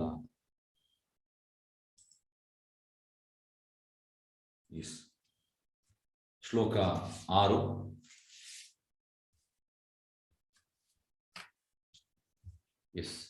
ಕೃಷ್ಣ ಹೇಗೆ ಕಾಣಿಸಿಕೊಳ್ಳುತ್ತಾನೆ? ಅಜೋ ಅಭಿಸಾನ್ ಅವ್ಯಾತ್ಮ ಭೂತಾನಾಂ ಈಶ್ವರ ಅಭಿಸಾನ್ ಪ್ರಕೃತಿಂ ಸ್ವಾಂ ಅಧಿಷ್ಠಾಯ ಸಂಭವಾಮಿ ಆತ್ಮಮಾಯ. ನನಗೆ ಹುಟ್ಟು ಎನ್ನುವುದಿಲ್ಲ, ನನ್ನ ಆಧ್ಯಾತ್ಮಿಕ ಶರೀರವು ಕ್ಷಯಿಸುವುದಿಲ್ಲ, ನಾನು ಎಲ್ಲಾ ಜೀವಿಗಳ ಪ್ರಭು. ಆದರೂ ಪ್ರತಿಯುಗದಲ್ಲಿಯೂ ನನ್ನ ಮೂಲ ಆಧ್ಯಾತ್ಮಿಕ ರೂಪದಲ್ಲಿ ಅವತರಿಸುತ್ತೇನೆ. ಕೃಷ್ಣನಿಗೆ ಹುಟ್ಟಿಲ್ಲ. ಈಗ ನೋಡಿ, ಇಲ್ಲಿ ಹೆಚ್ಚಿನವರು ಮಾಡುವ ಮಿಸ್ಟೇಕ್, ಹೆಚ್ಚಿನವರು ಹೇಳುವಂಥದ್ದು ಕೃಷ್ಣ ನಮ್ಮ ಹಾಗೆ ಮನುಷ್ಯ. ಹೆಚ್ಚಿನವರು ಹೇಳ್ತಾರೆ, ಸಾರಿ ಸರ್, ನಿಮ್ಮ ಇದು ತಪ್ಪು ವಿಚಾರ. ಯಾಕೆಂದ್ರೆ ದಶಮ ಸ್ಕಂದದಲ್ಲಿ ಭಾಗವತಮಲ್ಲಿ ಕೃಷ್ಣ ಹೇಗೆ ಹುಟ್ಟುವಂಥದ್ದು? ಹೃದಯ ಗರ್ಭ. ಹೃದಯ ಗರ್ಭ ಅಂದ್ರೆ ಫಸ್ಟಿಗೆ ವಸುದೇವನ ಹೃದಯಕ್ಕೆ ಬಂದು, ದೇವಕಿ ಹೃದಯಕ್ಕೆ ಬಂದು, ಮತ್ತೆ ಗರ್ಭ ಬಂದು ಹುಟ್ಟುವಂಥದ್ದು. ನಮಗೆ ಅಲ್ಲಿ ಹುಟ್ಟುವಂಥದ್ದು. ಮತ್ತೆ ಹುಟ್ಟುವಾಗ ಕೃಷ್ಣ ಹುಟ್ಟುವಂಥದ್ದು ಶಂಖ ಚಕ್ರ ಗದಾ ಪದ್ಮ ನಾರಾಯಣ ಫಾರ್ಮಲ್ಲಿ ಹುಟ್ಟುವಂಥದ್ದು. ಆಗ ಇಬ್ಬರು ಪ್ರಾರ್ಥನೆ ಮಾಡ್ತಾರೆ, ದೇವಕಿ ಮತ್ತೆ ವಸುದೇವ. ಕೃಷ್ಣ, ಹೀಗೆ ನೀನು ಬಂದ್ರೆ ಜನರೆಲ್ಲ ತಪ್ಪು ಹೇಳ್ತಾರೆ, ನೀನು ಮಗು ಆಗುವಂತ. ಆಗ ಕೃಷ್ಣ ಮಗು ಆಗುವಂಥದ್ದು. ಮಗು ಆದ ಕೂಡಲೇ ನೋಡಿ, ಸಣ್ಣ ಮಗುವಿಗೆ, ಹುಟ್ಟಿದ ಮಗುವಿಗೆ ಹಲ್ಲಿರ್ತದ, ಕೃಷ್ಣನಲ್ಲಿ ಹಲ್ಲಿತ್ತು. ಕೂದಲಿರ್ತದ, ಕೂದಲಿತ್ತು, ಕರ್ಲಿ ಹೇರ್ಸ್. ಹಾಗಾಗಿ ನಮ್ಮ ಹುಟ್ಟಿಗೆ ಮತ್ತು ಕೃಷ್ಣನ ಹುಟ್ಟಿಗೆ ತುಂಬಾ ವ್ಯತ್ಯಾಸ ಉಂಟು. ಕೃಷ್ಣ ಬಂದದ್ದು ಸಚಿದಾನಂದ ದೇಹ. ಸತ್ ಅಂದ್ರೆ ಇಟರ್ನಲ್, ಚಿತ್ತ ಅಂದ್ರೆ ನಾಲೆಜ್, ಆನಂದ ಅಂದ್ರೆ ಬ್ಲಿಸ್. ಈ ಭೌತಿಕ ದೇಹ ಅಲ್ಲ. ನಮ್ಮ ಭೌತಿಕ ದೇಹ ಅಂತ ಒಳಗಿರುವಂತದ್ದು ಮಲ, ಮೂತ್ರ, ರಕ್ತ, ಎಲುಬು, ಮಾಂಸ. ಆಧ್ಯಾತ್ಮಿಕ ದೇಹ ಹಾಗೆ ಅಲ್ಲ. ಹಾಗೆ ಕೃಷ್ಣನಿಗೆ ನನಗೆ ಹುಟ್ಟು ಎನ್ನುವುದಿಲ್ಲ. ಕೃಷ್ಣ ಗೋಲೋಕದ ಫಾರ್ಮ್ ಅಲ್ಲಿ ಬರುವಂತದ್ದು ಡೈರೆಕ್ಟ್. ನನ್ನ ಯಾಕೆಂದ್ರೆ ಯುದ್ಧ ಆಗುವಾಗ ಅರ್ಜುನನಿಗೆ 88 ಪ್ರಾಯ. ಕೃಷ್ಣ ಮತ್ತೆ ಅವರು ಒಟ್ಟಿಗೆ, ಸಣ್ಣದಿಂದ ಒಟ್ಟಿಗೆ ಇದ್ದದ್ದು. ಸಕಾಚೆ ಅವನ ಫ್ರೆಂಡ್. ಆದ್ರೆ ಕೃಷ್ಣ 16 ವರ್ಷದ ಯೌವನಾಗಿ ಕಾಣ್ತಿದ್ದಾನೆ. ಈಗ ಅವ ಕೂಡ 88ರಾಗಿ ಕಾಣ್ಬೇಕಲ್ಲ? ಇಲ್ಲ, ನವ ಯೌವನಂಶ ಅವನ. ಹೇಗೆಂದ್ರೆ ದೇವ ಯಾವಾಗಲೂ ಯೌವನದಲ್ಲಿ ಇರುವಂಥದ್ದು. ನನಗೆ ಹುಟ್ಟು ಎನ್ನುವುದಿಲ್ಲ, ನನ್ನ ಆಧ್ಯಾತ್ಮಿಕ ಶರೀರವು ಕ್ಷಯಿಸುವುದಿಲ್ಲ. ಈ ಶರೀರ, ನನ್ನ ಭೌತಿಕ ಶರೀರ ಕ್ಷಯಿಸ್ತದೆ. ನಿಮ್ಗೆಲ್ಲರಿಗೂ ಗೊತ್ತಿರ್ಬೋದು, ನೀವು ಸಣ್ಣ ಪ್ರಾಯದಲ್ಲಿ ಹೇಗಿದ್ರಿ, ಈಗ ನಿಮ್ಗೆ ಪ್ರಾಯ ಆಗಿದೆ, ಹೇಗಾಗಿದೆ? ದೇಹ ಹಾಗೆ ಇರುವುದಿಲ್ಲ, ಚೇಂಜ್ ಆಗ್ತಾ ಇರ್ತದೆ. ನಾನು ಎಲ್ಲಾ ಜೀವಿಗಳ ಪ್ರಭು, ಆದರೂ ಪ್ರತಿಯುಗದ ನನ್ನ ಮೂಲ ಆಧ್ಯಾತ್ಮಿಕ ರೂಪದಲ್ಲಿ ಅವತರಿಸಿ. ಕೃಷ್ಣ ಬರುವಾಗ ಕೃಷ್ಣನ ಆಧ್ಯಾತ್ಮಿಕ ರೂಪದಲ್ಲಿ ಬರುವಂತದ್ದು, ಈ ಭೌತಿಕ ರೂಪ ಅಲ್ಲ. ಇದನ್ನು ನಾವು ತಿಳಿಯುವಂತದ್ದು. ಎಸ್, ಕೃಷ್ಣ ಯಾವಾಗ ಕಾಣಿಸಿಕೊಳ್ಳುತ್ತಾನೆ? ಎಸ್, ಯದಾ ಯದಾ ಹಿ ಧರ್ಮಸ್ಯ ಗ್ಲಾನಿರ್ಭವತಿ ಭಾರತ ಅಭ್ಯುತ್ಥಾನಂ ಅಧರ್ಮಸ್ಯ ತದಾತ್ಮಾನಾಂ ಸೃಜಾಮ್ಯಹಂ. ಭರತ ವಂಶಜನಾದ ಅರ್ಜುನನೇ, ಯಾವಾಗ ಎಲ್ಲೆಲ್ಲಿ ಧರ್ಮದ ಅವನತಿಯಾಗುತ್ತದೋ ಮತ್ತು ಅಧರ್ಮ ಹೆಚ್ಚುತ್ತದೋ ಆಗ ಸ್ವಯಂ ಅವತಾರ ಮಾಡುತ್ತೇನೆ ಅಂತ ಹೇಳುವಂಥದ್ದು. ಯಾವಾಗ ಧರ್ಮದ ಅವನತಿಯಾಗುತ್ತದೆ ಮತ್ತೆ ಅಧರ್ಮ ಹೆಚ್ಚುದು ಆಗ ಸ್ವಯಂ ಅವತಾರ ಮಾಡುದು. ಹೆಚ್ಚಿನವರು ಇದನ್ನು ಪ್ರಶ್ನೆ ಕೇಳ್ತಾರೆ, ಎಂತ ಸರ್ ನೀವು ಹೇಳ್ತೀರಿ, ಕೃಷ್ಣ ಭಗವದ್ಗೀತೆ ಹೇಳಿದಾನೆ ಅಧರ್ಮ ಹೆಚ್ಚಾದಾಗ ಬರ್ತಾನೆ, ಈಗ ಅಧರ್ಮ ಆಗಿದೆ, ಯಾಕೆ ಬರ್ಲಿಲ್ಲ? ಸರ್, ನಿಮ್ಮ ಗುಲಾಮ ಅಲ್ಲ ಕೃಷ್ಣ, ನೀವು ಹೇಳಿದಾಗ ಬರುವುದಲ್ಲ ಕೃಷ್ಣ. ಜನರು ಎಂತ ಅವ ಹೇಳುವಾಗ ಬರ್ಬೇಕಂತ ಹೇಳಿದ್ದಾರೆ. ಈಗ ವೇದವ್ಯಾಸರು ಹೇಳಿದ್ದಾರೆ ಭಾಗವತ ಮಧ್ಯೆ, ಕೃಷ್ಣ ಹೇಗೆ ಬರ್ತಾನೆ? ಬುದ್ಧನ ಅವತಾರ ಆಗಿ ಬರ್ತಾನೆ, ಬಂದಿದ್ದಾನೆ. ಚಂದ್ರಮಾವಾಗಿ ಬರ್ತಾನೆ, ಬಂದಿದ್ದಾರೆ. ಇನ್ನು ಕಲಿಯುಗದ ಎಂಡಲ್ಲಿ ಕಲ್ಕಿಯಾಗಿ ಬರುವಂಥದ್ದು ಬರ್ತಾರೆ. ಭಾಗವತಮಲ್ಲಿ ಉಲ್ಲೇಖ ಉಂಟು, ಪ್ಲೇಸ್ ಉಂಟು, ತಂದೆ ತಾಯಿ ಹೆಸರು ಉಂಟು, ಯಾವಾಗ ಬರ್ತಾರೆ ಎಲ್ಲ ಹಾಗೆ ಉಂಟು, ಪರ್ಫೆಕ್ಟ್ ಹಾಗೆ ಬರ್ತಾರೆ. ಆದ್ರೆ ನಮ್ಮ ಪ್ರಕಾರ ಬರುವುದಲ್ಲ, ಇದು ನಾವು ತಿಳಿಬೇಕು. ಈಗ ನೋಡಿ, ಇಲ್ಲಿ ಇದು ಕಂಸ, ಇದು ವಸುದೇವ, ಇದು ದೇವಕಿ. ಈಗ ಕಂಸನ ತಂಗಿ ದೇವಕಿ, ಕಂಸ ಎಂತ ಮಾಡುವಂತದ್ದು, ಅವಳನ್ನು ಕೊಂಡು ಹೋಗುವಂಥದ್ದು, ಅವಳ ಮತ್ತೆ ಅವಳ ಗಂಡನ ಮದುವೆ ಆದ್ಮೇಲೆ ಹೋಗ್ತಾರಲ್ಲ ಹಾಗೆ. ಆಗ ಮೇಲೆಯಿಂದ ಆಕಾಶವಾಣಿ ಬರ್ತದೆ, ಹೇ ಮೂರ್ಖ ಕಂಸ, ನೀನೆಂತ ಮಾಡ್ತಿದ್ದೀಯ? ನಿನ್ನ ತಂಗಿಯ 8ನೇ ಮಗು ನಿನ್ನನ್ನು ಕೊಲ್ತದೆ. ಇಮಿಡಿಯೇಟ್ ಕಂಸ ಎಂತ ಮಾಡಿದ? ಖಡ್ಗ ತೆಗೆದು ದೇವಕಿಯನ್ನು ಕೊಲ್ಲಿಗೆ ಹೋಗ್ತಾನೆ. ನೋಡಿ, ತಂಗಿ ಅಂತ ನೋಡ್ಲಿಕ್ಕಿಲ್ಲ ಅವನಿಗೆ. ಆಗ ವಸುದೇವ ನಿಲ್ಲಿಸ್ತಾನೆ. ಆಬ್ವಿಯಸ್, ಗಂಡ ನಿಲ್ಲಿಸ್ಬೇಕು, ಹೆಂಡತಿಯನ್ನು ಕೊಲ್ಲಿಗೆ ಹೋಗು. ಆಗ ಇವ ಎಂತ ಮಾಡ್ತಾನೆ? ಅವನ ಕುತ್ತಿಗೆಗೆ ಇಡ್ತಾನೆ ಖಡ್ಗವನ್ನು. ಈಗ ಯಾರಾದ್ರೂ ಖಡ್ಗವನ್ನು ನಮ್ಮ ಕುತ್ತಿಗೆ ಇಟ್ರೆ ನಾವೆಂತ ಮಾಡ್ತೇವೆ? ಅಲ್ಲಿ ಮಲ ಮತ್ತೆ ಮೂತ್ರ ಮಾಡ್ತೇವೆ, ಹೆದರಿ. ಆದರೆ ವಸುದೇವ ಎಂತ ಮಾಡಿದ? ಪ್ರಪೋಸಲ್ ಹೇಳ್ತಾರೆ, ಶುದ್ಧ ಭಕ್ತರು ನೋಡಿ, ಇದಕ್ಕೆ ಹೇಳುವಂಥದ್ದು ಬುದ್ಧಿ. ಈಗ ನಮ್ಮಲ್ಲಿ ಕೂಡ ಬುದ್ಧಿ ಉಂಟು, ಆದ್ರೆ ನಮ್ಮ ಬುದ್ಧಿ ಅವಿಪಕ್ವ ಸ್ಟೇಜ್ ಅಲ್ಲಿ ಉಂಟು. ಪಕ್ವ ಆಗ್ಲಿಲ್ಲ, ಹಣ್ಣಾಗ್ಲಿಲ್ಲ. ಅವಿಪಕ್ವ ಅಂದ್ರೆ ಕಾಯಿ, ಪಕ್ವ ಅಂದ್ರೆ ಹಣ್ಣು. ಶುದ್ಧ ಭಕ್ತರಲ್ಲಿ ಬುದ್ಧಿ ಏಕ್ದಮ್ ಚುರುಕಿರ್ತದೆ, ಪಕ್ವ ಸ್ಟೇಜ್ ಅಲ್ಲಿ ಇರ್ತದೆ. ಹಾಗಾಗಿ ವಸುದೇವ ಅಂತ ಹೇಳಿದ ಇಮಿಡಿಯೇಟ್, ಕಂಸ ನಿನಗೆ 8ನೇ ಮಗು ಬೇಕಲ್ಲ, ಅವಳನ್ನು ಬಿಡು, ನಿನಗೆ 8ನೇ ಮಗು ಕೊಡ್ತೇನೆ ಅಂತ ಇಮಿಡಿಯೇಟ್ ಕಡ್ಕೊಂಡು ತೆಗೆದು ಬಿಟ್ಟ. ಹಾಗಾಗಿ ಶುದ್ಧ ಭಕ್ತರ ಹೃದಯದಲ್ಲಿ, ಈಗ ನಮ್ಮ ಹೃದಯದಲ್ಲಿ ಪರಮಾತ್ಮ ಇದ್ದಾನೆ, ಆದ್ರೆ ಪರಮಾತ್ಮ ಶುದ್ಧ ಭಕ್ತರ ಹೃದಯದಲ್ಲಿ ತುಂಬಾ ಆಕ್ಟಿವ್ ಆಗಿದ್ದಾನೆ. ಯಾವ ಮೂಮೆಂಟ್ ಅಲ್ಲಿ ಎಂತ ಮಾತಾಡ್ಬೇಕು ಅದನ್ನು ತಿಳಿಸ್ತಾನೆ.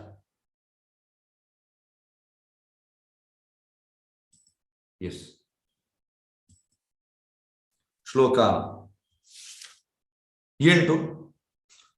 ಪರಿತ್ರಾಣಾಯ ಸಾಧುನಾ ವಿನಾಶಾಯ ಚ ದುಷ್ಕೃತಾಂ ಧರ್ಮ ಸಂಸ್ಥಾಪನಾರ್ಥಾಯ ಸಂಭವಾಮಿ ಯುಗೆ ಯುಗೆ. ಸಜ್ಜನರನ್ನು ರಕ್ಷಿಸುವುದಕ್ಕಾಗಿಯೂ, ದುಷ್ಟರನ್ನು ನಾಶ ಮಾಡುವುದಕ್ಕಾಗಿಯೂ ಮತ್ತು ಧರ್ಮ ತತ್ವಗಳನ್ನು ಮತ್ತೆ ಸ್ಥಾಪಿಸುವುದಕ್ಕಾಗಿಯೂ ನಾನು ಪ್ರತಿಯುಗದಲ್ಲಿ ಅವತರಿಸುತ್ತೇನೆ. ಹೆಚ್ಚಿನವರು ಹೇಳುವಂಥದ್ದು, ಕೃಷ್ಣ ಬಂದು ಪೂತನಿಯನ್ನು ಕೊಂದ, ಅಗಾಸುರ ಬಕ ಇವರನ್ನು ಕೊಂದ ಅಂತ ಹೇಳ್ತಾರೆ. ಸರ್, ಕೃಷ್ಣ ಬಂದದ್ದು ಕೊಲ್ಲಿಕ್ಕೆ ಅಲ್ಲ ಸರ್. ಈಗ ಹೇಗೆ ಅಂದ್ರೆ, ನಮ್ಮ ಪ್ರಧಾನಮಂತ್ರಿ ನರೇಂದ್ರ ಮೋದಿ, ಈಗ ನರೇಂದ್ರ ಮೋದಿ ಈಗ ಯಾರಾದ್ರೂ ಅವ್ರು ಕ್ಲೋಸ್ ಫ್ರೆಂಡ್ ಇದ್ರೆ ಅವ್ರು ಹೇಳ್ತಾರೆ, ಫೋನ್ ಮಾಡ್ತಾರೆ, ನಂದೊಂದು ಫ್ಯಾಕ್ಟ್ರಿ ಓಪನ್ ಮಾಡ್ತೀನಿ, ಬರ್ತೀರಾ ಅಂತ. ನಾವು ಮೋದಿ ಹೇಳಿದ್ರೆ ಆಯ್ತು ಬರ್ತೇನೆ ಅಂತ. ಕ್ಲೋಸ್ ಇರ್ಬೇಕು, ನೀವು ಅಷ್ಟು ಕ್ಲೋಸ್ ಇದ್ರೆ ಬರ್ತಾರೆ. ಹಾಗೆ ಬರುವಾಗ ಎಂತಾಗ್ತದೆ, ಅವ ಯಾರು ಫೋನ್ ಮಾಡಿದ್ದಾನೆ ಅವನ ಇನ್ನೊಬ್ಬ ಗೆಳೆಯ ಹೇಳ್ತಾನೆ, ನಂದು ಕೂಡ ಫ್ಯಾಕ್ಟ್ರಿ ಉಂಟು, ನನ್ನ ಫ್ಯಾಕ್ಟ್ರಿ ಕೂಡ ಅವರನ್ನು ಕರಿ. ಹಾಗೆ ಹೇಗೆ ಕ್ಲೋಸ್ ಇದ್ದಾನೆ, ಅವ ಹೇಳ್ತಾನೆ, ನೀವೇ ಇಲ್ಲಿ ಬರ್ತಾ ಇದ್ದೀರಲ್ಲ, ನನ್ನೊಂದು ಗೆಳೆಯನ ಫ್ಯಾಕ್ಟ್ರಿ ಕೂಡ ಅದೇ ಕೂಡ ಬನ್ನಿ. ಹಂಗೆ ಮೋದಿ ಹೇಳಿದ್ರೆ ಆಯ್ತು ಅಂತ ಹೇಳ್ತಾರೆ. ಅದೇ ರೀತಿ ಕೃಷ್ಣ ಬರುವಂತದ್ದು ಯಾರಿಗೆ? ದುಷ್ಟರನ್ನು ನಾಶ ಮಾಡ್ಲಿಕ್ಕಲ್ಲ, ಸಜ್ಜರನ್ನು ರಕ್ಷಿಸುತ್ತದೆ. ಅಂದ್ರೆ ಭಕ್ತರ ಕರೆಗೆ ಬರುವಂತ ಕೃಷ್ಣ.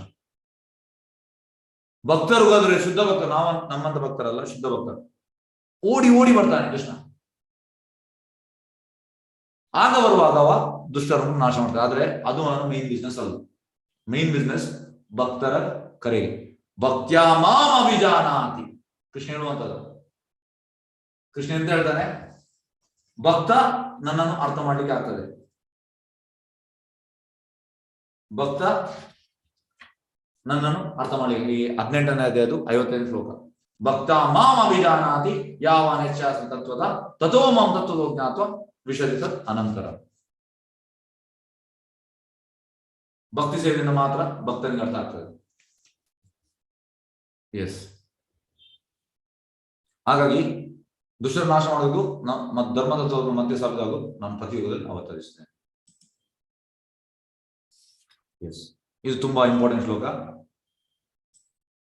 ಅಂದ್ರೆ ನಮ್ಗೆ ನಾವು ಎಂತಾದ್ರೆ, ಈಗ ನಾವು ಹಣ ಯಾರಾದ್ರು ಬರ್ತಾರೆ, ಬಂದು ಬ್ಯಾಂಕಿನವರು ಯಾರಾದ್ರು ಬರ್ತಾರೆ, ಮ್ಯೂಚುವಲ್ ಫಂಡ್ ನವರು, LIC ಅವರು, ಇನ್ಶೂರೆನ್ಸ್ ನವರು ಬಂದು ಕೇಳುವಂಥದ್ದು, ನಮ್ಗೆ ಇನ್ವೆಸ್ಟ್ ಮಾಡಿ ಅಂತ. ನನಗೆ ಎಷ್ಟು ಲಾಭ ಆಗ್ತದೆ, ನಮಗೆ ಪ್ರಯೋಜನ ಬೇಕು. ಇಮಿಡಿಯೇಟ್ ನಾವು ಕೇಳುವಂಥದ್ದು ಎಂತ ಪ್ರಯೋಜನ, ಇದರಲ್ಲಿ ನನಗೆ ಎಂತ ಪ್ರಯೋಜನ ಅಂತ. ಎಸ್, ಎಂತ ಪ್ರಯೋಜನ ಅಂತ ನಾವು ಕೇಳ್ತೇವೆ. ಇದು ನಮಗೆ ಒಂದು ಅಭ್ಯಾಸ ಆಗಿದೆ, ಎಂತ ಇದು ಕೂಡ ಪ್ರಯೋಜನ.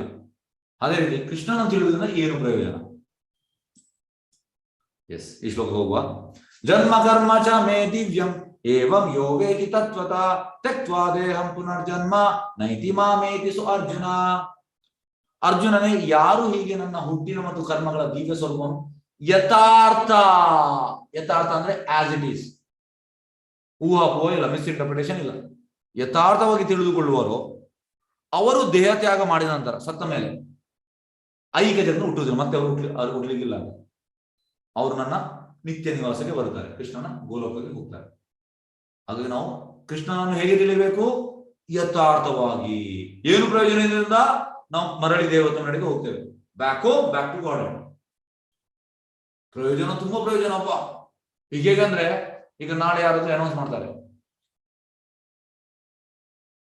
ಎಂತ ಅನೌನ್ಸ್ ಮಾಡ್ತಾರೆ? ಒಂದು ದೊಡ್ಡ ಅನೌನ್ಸ್ಮೆಂಟ್. ಎಂತ ಅನೌನ್ಸ್ಮೆಂಟ್? ಒಂದು ಜಾಗ ಉಂಟು, ಅಲ್ಲಿ ಹೋದ್ರೆ ನಿಮ್ಗೆ ಯಾವುದೇ ರೋಗ ಇಲ್ಲ, ಎಲ್ಲರ ಕಿವಿ ದೊಡ್ಡದಾಗ್ತದೆ. ಯಾಕಂದ್ರೆ ಕೊರೋನಾ ಇದಕ್ಕೆಲ್ಲ ನಾವು ಹೆದರ್ತೇವೆ. ಕ್ಯಾನ್ಸರ್, ಕೊರೋನಾ ಇಂಥದ್ದೆಲ್ಲ ತುಂಬಾ ಉಂಟು, ಸ್ಟ್ರೋಕ್ ಮತ್ತೆ ಹಾರ್ಟ್ ಅಟ್ಯಾಕ್, ಇಂಥದಕ್ಕೆ ನಾವು ಹೆದರ್ತೇವೆ.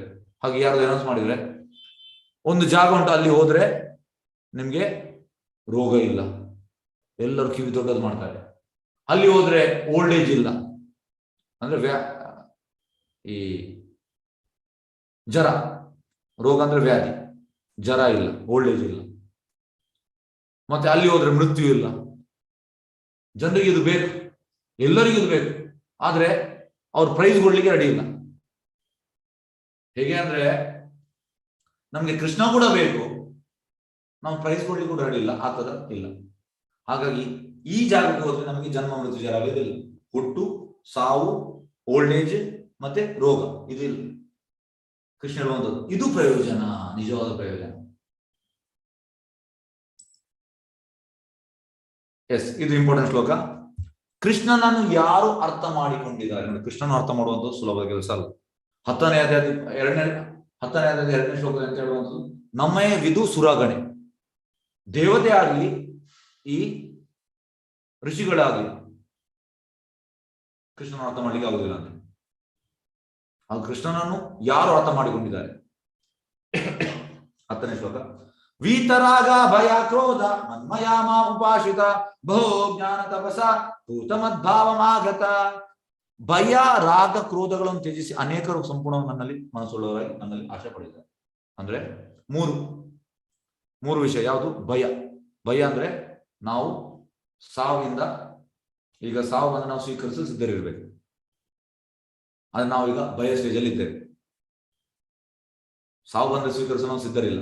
ಈಗ ಈ ಕುಲಶೇಖರ ರಾಜ ಅಂದ್ರೆ ಈ ರಾಮಾನುಜ ಸಂಪ್ರದಾಯದಲ್ಲಿ ಬರುವಂತದ್ದು, ಶುದ್ಧ ಭಕ್ತ. ಅವನ ಮುಕುಂದ ಮಾಲ್ಸೋದ್ರಲ್ಲಿ ಒಂದು ಶ್ಲೋಕ ಉಂಟು, ಪ್ರಭುಪಾದ ಅದನ್ನು ಹೇಳ್ತಾರೆ. ಕೃಷ್ಣ ತ್ವದೀಯ ಪದ ಪಂಕಜ ಪಂಜರಾಂತಂ ಅದ್ವೈವ ಮೇ ವಿಶತು ಮಾನಸ ರಾಜಹಂಸ ಪ್ರಾಣ ಪ್ರಯಾಣ ಸಮಯೇ ಕಪವಾತ ಪಿತ್ತ ಕಂಠಾವರೋಧನ ಸ್ಮರಣಂ ಕುತಸ್ತೆ. ಈ ಶ್ಲೋಕದ ಅರ್ಥ ಎಂತ ಅಂದ್ರೆ, ಕುಲಶೇಖರ ರಾಜ ಹೇಳುವಂಥದ್ದು, ಈ ಹಂಸ ಹೇಗೆ ತಾವರೆ ದಂಡನ್ನು ಅಂಟಿಕೊಂಡಿದೆ,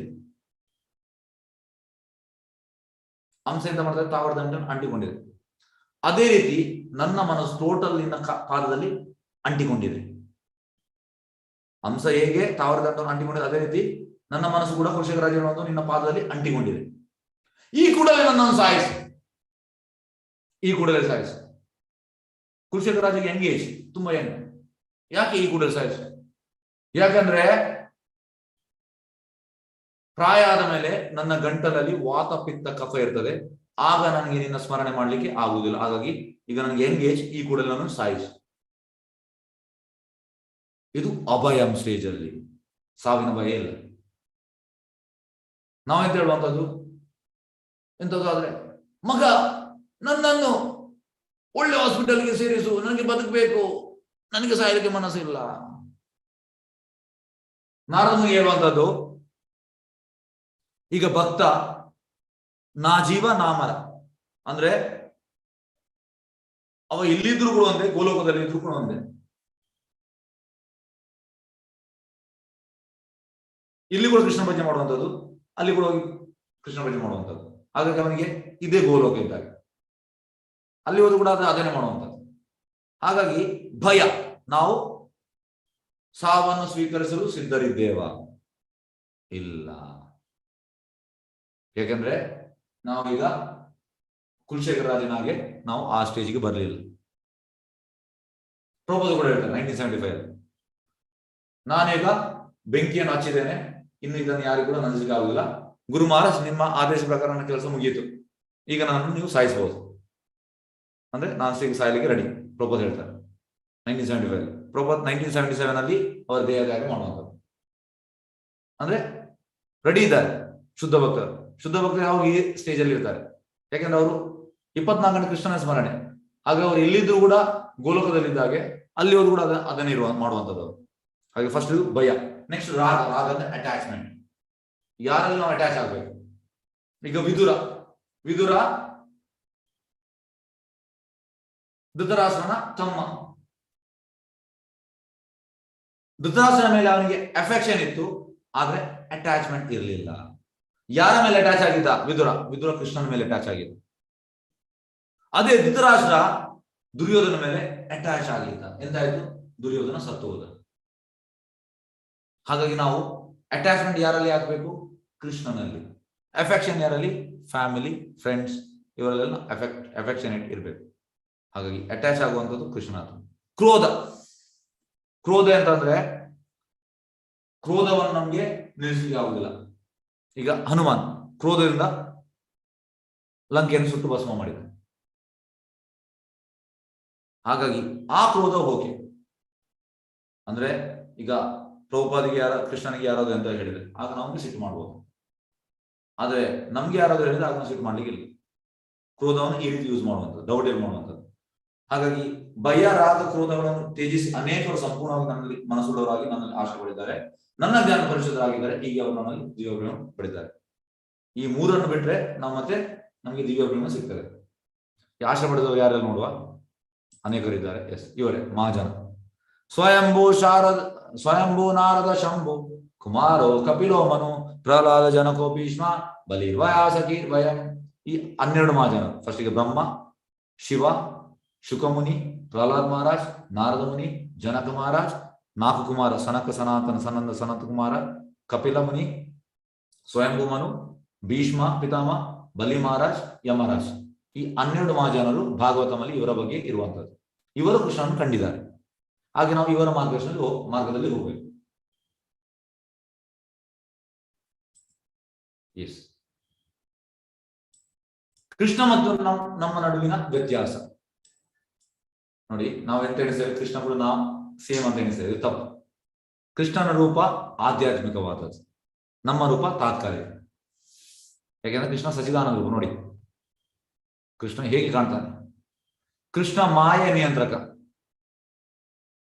ಮಾಯ ಅಂದ್ರೆ ಪ್ರಕೃತಿ, ದೇವಿ. ಆದ್ರೆ ನಮ್ಮನ್ನು ಮಾಯ ನಿಯಂತ್ರಿಸುವಂಥದ್ದು. ಅದು ನಾವು ಯಾರಂದ್ರೆ ಇರ್ತೇವೆ? ಮಾಯ ಅಂಡರ್. ಮಾಯೆ ತ್ರಿಗುಣದಂಡ ನಾವು ಇದ್ದೇವೆ. ಇದು ನೋಡಿ, ಇದು ಶಿಶುಪಾಲ ಹೇಳುವಂಥದ್ದು ಅರ್ಜುನ ಮತ್ತೆ ಭೀಮನ ಹತ್ರ, ನೀವು ಯಾಕೆ ಕೃಷ್ಣವನ್ನು ಪೂಜಿಸ್ತಾ ಇದ್ದೀರಿ? ಕೃಷ್ಣ ನಮ್ಮಾಗೆ ಮನುಷ್ಯ.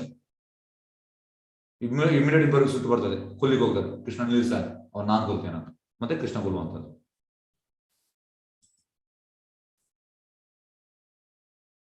ಎಸ್, ಶ್ಲೋಕ 11.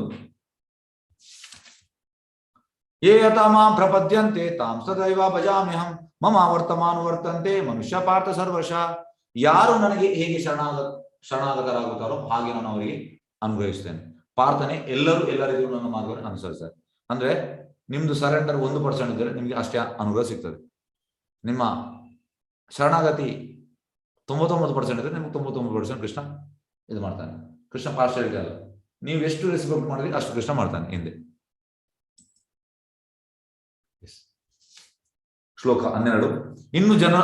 ಇನ್ನು ಜನರು ದೇವತೆಗಳನ್ನು ಹೇಗೆ ಪೂಜಿಸುತ್ತಾರೆ? ಕಾಂಕ್ಷದ ಧರ್ಮಣಾಂ ಸಿದ್ಧಿಂ ಯಜಂತಾ ಹ್ಯ ದೇವತಾ ಕ್ಷಿಪ್ರಮೀಮಾನುಸಲೋಕೆ ಸಿದ್ಧಿ ಭವತಿ ಕರ್ಮಜ. ಈ ಜಗತ್ತಿನ ಜನರು ಫಲಾಭಿ ಕರ್ಮಗಳ ಸಿದ್ಧಿಯನ್ನು ಬಯಸುತ್ತಾರೆ, ಅದನ್ನು ದೇವತೆಗಳನ್ನು ಪೂಜಿಸುತ್ತಾರೆ. ಈ ಜಗತ್ತಿನ ಫಲಾಭಿ ಕರ್ಮದಿಂದ ಜನರು ಶೀಘ್ರವಾಗಿ ಸಿದ್ಧಿಯನ್ನು ಪಡೆಯುತ್ತಾರೆ. ನೋಡಿ, ಯಾಕೆ ಹೋಗುವ ದೇವತೆ ಹತ್ರ ಧನಂ ದೇಯಿ ಪುತ್ರಂ ದೇಯಿ ಆ ದೇಯಿ ಇದೆ, ಮತ್ತೆ ಅವರಿಗೆ ಭೌತಿಕ ಜವಾಬ್ದಾರಿ ಕೊಟ್ಟಿದ್ದಾನೆ, ಅವ್ರು ಕೊಡ್ತಾರೆ, ಭೌತಿಕ ಕೊಡ್ತಾರೆ. ಆದ್ರೆ ಕೃಷ್ಣ ದೇವತೆಗಳಿಗೆ ಆಧ್ಯಾತ್ಮ ಕೊಡ್ಲಿಕ್ಕೆ ಆಗುದಿಲ್ಲ, ಭೌತಿಕ ಕೊಡ್ತಾರೆ. ನಿಮಗೆ ಜನರು ಫಲಾಭಿ ಕರ್ಮಗಳ ಸಿದ್ಧಿಯನ್ನು ಬಯಸುತ್ತಾರೆ, ಅದನ್ನು ದೇವತೆಗಳನ್ನು ಪೂಜಿಸ್ತಾರೆ. ಅವ್ರಿಗೆ ಬೇಕು, ಅದು ಬೇಕು, ಇದು ಬೇಕು, ಇದು ಬೇಕು, ಅದಕ್ಕೆ ಹೋಗುವಂತ ದೇವತೆ ಹತ್ರ.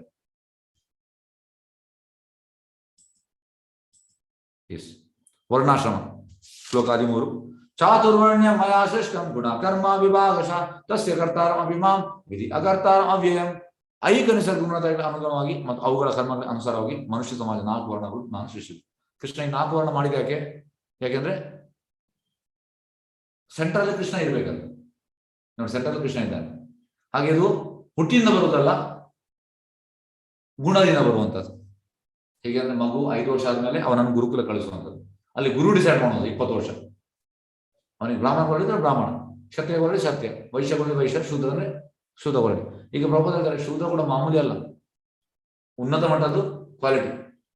ಯಾಕೆಂದ್ರೆ 3 ಸೇವ್ ಮಾಡುವಂಥದ್ದು. ಹಾಗಾಗಿ ಇದು ಕೂಡ ಉನ್ನತ ಕ್ವಾಲಿಟಿ, ಜನರಿಗೆ ಗೊತ್ತಿಲ್ಲ, ಇದು ಕೂಡ ಉನ್ನತ ಕ್ವಾಲಿಟಿ. ಈ ವ್ಯವಸ್ಥೆಯನ್ನು ತಾನು ಸೃಷ್ಟಿಸಿದರೂ ನಾನು ಬದಲಾವಣೆ ಇಲ್ಲದವನು, ಅವ್ಯಯ. ಆದ್ರಿಂದ ನಾನು ಕರ್ತಾರನ ಅಲ್ಲ. ಕೃಷ್ಣ ಕರ್ತಾರನ ಅಲ್ಲ, ಅವ ಅವ್ಯಯ. ಎಸ್,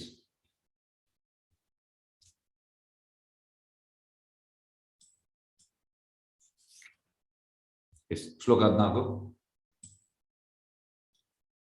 ನಮಾಂ ಕರ್ಮಾಣಿ ಲಿಂಪಂತಿ ನ ಮೇ ಕರ್ಮ ಫಲೇ ಸ್ಪೃಹ ಇತಿ ಮಾಂ ಯೋ ಅಭಿಜಾನಾತಿ ಕರ್ಮಾಭಿರ್ನ ಸ ಬದ್ಧತೆ. ಯಾವ ಕರ್ಮವು ನನ್ನನ್ನು ಅಂಟುವುದಿಲ್ಲ, ನಾನು ಯಾವುದೇ ಕರ್ಮ ಫಲ ಬಯಸುವುದಿಲ್ಲ.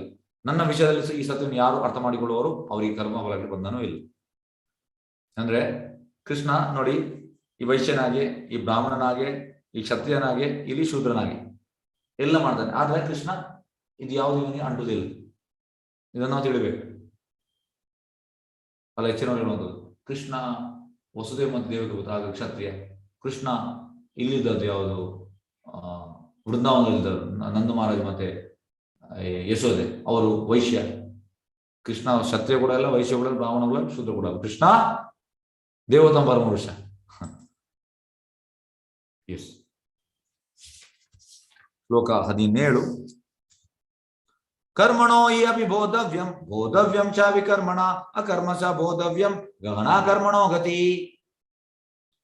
ಕರ್ಮದ ಜಟಿಲತೆಗಳನ್ನು ಅರ್ಥ ಮಾಡಿಕೊಳ್ಳುವುದು ಬಹಳ ಕಷ್ಟ.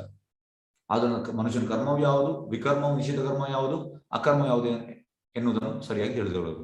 ಈಗ ನೋಡಿ, ಜನರಿಗೆ ಹೆಚ್ಚಿನ ಕನ್ಫ್ಯೂಷನ್ ಅಂದ್ರೆ ಇದು. ಫಸ್ಟಿಗೆ ಕರ್ಮ ಅಂದ್ರೆ ಎಂತ? ಕರ್ಮ ಅಂದ್ರೆ ಪುಣ್ಯದ ಕೆಲಸ. ಫಸ್ಟ್ ಇದು, ನೀವು ಪುಣ್ಯ ಕರೆನ್ಸಿ ಇದ್ದಾಗೆ, ನೀವು ಒಳ್ಳೆ ಕರ್ಮ ಮಾಡ್ತಾ ಇದ್ದೀರಿ, ಈ ಕರೆನ್ಸಿ ಪುಣ್ಯ ಅಲ್ಲಿ ಕರೆನ್ಸಿ ಅದು ಅಕ್ಯುಮುಲೇಟ್ ಆಗ್ತದೆ. ಇದರಿಂದ ಎಂತ ಆಗ್ತದೆ, ನಿಮ್ಗೆ ಸ್ವರ್ಗಲೋಕ ಹೋಗ್ಬೋದು, ಬ್ರಹ್ಮಲೋಕ ಹೋಗ್ಬೋದು, ಈ ರೀತಿ ಹೋಗ್ಬೋದು. ಆದ್ರೆ ಅದು ಹೋಗಿ ಪ್ರಯೋಜನ ಉಂಟಾ? ಮತ್ತೆ ನಿಮ್ ಟೈಮ್ ಆದ ಕೂಡಲೇ ಮತ್ತೆ ನೀವು ಹುಟ್ಟಲೇಬೇಕು, ಸಾವು ಮತ್ತೆ ನೀವು ಹುಟ್ಟುವಂಥದ್ದು. ನೆಕ್ಸ್ಟ್ ವಿಕರ್ಮ. ವಿಕರ್ಮ ನಿಷಿದ್ಧ ಕರ್ಮ, ಬೇಡ ಚಟುವಟಿಕೆ ಮಾಡುವಂಥದ್ದು. ಇದಕ್ಕೆ ನಾವು ಎಂತ, ಅದು ಕೂಡ ಕರೆನ್ಸಿ, ಪಾಪ ಗಳಿಸ್ತೇವೆ. ಪಾಪದಿಂದ ನಾವು ನರಕಕ್ಕೆ ಹೋಗ್ತೇವೆ. ಕರ್ಮದಿಂದ ನಾವು ಸ್ವರ್ಗಕ್ಕೆ ಹೋಗ್ತೇವೆ, ವಿಕರ್ಮದಿಂದ ನರಕಕ್ಕೆ ಹೋಗ್ತೇವೆ. ಅಲ್ಲಿ ನಾವು ಅನುಭವಿಸ್ಬೇಕು. ಅದು ಕೂಡ ಒಳ್ಳೆ ಪ್ರಪೋಸಲ್. ನೆಕ್ಸ್ಟ್ ಬರುವಂಥದ್ದು ಅಕರ್ಮ. ಅಕರ್ಮ ಅಂದ್ರೆ ಅಂತ ಕೃಷ್ಣನಿಗೆ ಮಾಡುವಂಥ ಕೆಲಸ. ಅದಕ್ಕೆ ಪಾಪ ಪುಣ್ಯ ಯಾವುದಿಲ್ಲ, ಅದು ಸಪರೇಟ್ ಅಕೌಂಟ್. ಇದು ಮಾಡಿ ಅಕರ್ಮ ಮಾಡಿದಂತ ನಾವು ಕೃಷ್ಣನ ಧಾಮಕ್ಕೆ ಹೋಗುವಂಥದ್ದು. ಹಾಗೆ ನಾವು ಯಾವ್ದು ಕರ್ಮ ಮಾಡ್ಬೇಕಾ, ವಿಕರ್ಮ ಮಾಡ್ಬೇಕಾ, ಅಕರ್ಮ, ಇದು ನಮ್ಗೆ ಬಿಟ್ಟದ್ದು. ಆದ್ರೆ ಕರ್ಮ ಮತ್ತೆ ವಿಕರ್ಮ, ಕರ್ಮ ಮಾಡಿದ ಸ್ವರ್ಗ ಮತ್ತೆ ನೀವು ಹುಟ್ಟಲೇಬೇಕು, ವಿಕರ್ಮ ನರಕ ಮತ್ತೆ ಹುಟ್ಟಲೇಬೇಕು. ಅದು ಅಕರ್ಮ ಮಾಡಿದ್ರೆ ಕೃಷ್ಣನ ಧಾಮ ವೈಕುಂಠ. ಅಕರ್ಮದ ಹೀರೋ ಯಾರು? ನಾರದ ಮುನಿ. ಯಾಕೆ? ಕೃಷ್ಣ ಶಕ್ತಿ ಬಿನ ನಾ ಹೋಯ್ ಕೊಯ್ ಪರಿವರ್ತನ. ಎಷ್ಟು ಕೃಷ್ಣ ಶಕ್ತಿ ಅಂದ್ರೆ ಯಾರನ್ನೆಲ್ಲ ಅಪ್ರೋಚ್ ಮಾಡಿದ್ರೆ ಅವರು ಶುದ್ಧ ಭಕ್ತರಾಗುವಂಥದ್ದು. ಧ್ರುವ ಮಹಾರಾಜ್, ಪ್ರಹ್ಲಾದ್ ಮಹಾರಾಜ್, ಚಿತ್ರಕೇತು, ವೇದವ್ಯಾಸ, ಮೃಗಾರಿ, ದಕ್ಷನ ಮಕ್ಕಳು, ಯಾರನ್ನು ಬ್ರೀಚ್ ಮಾಡ್ತಾರೆ ಅವರೆಲ್ಲ ಶುದ್ಧ ಭಕ್ತರಾಗುವುದು. ನೀವು ಎಣಿಸಿ ಎಷ್ಟು ಭಕ್ತಿ ಇರಬೇಕು ನಾರದ ಮುನಿ ಹತ್ರ. ಎಸ್. ಶ್ಲೋಕ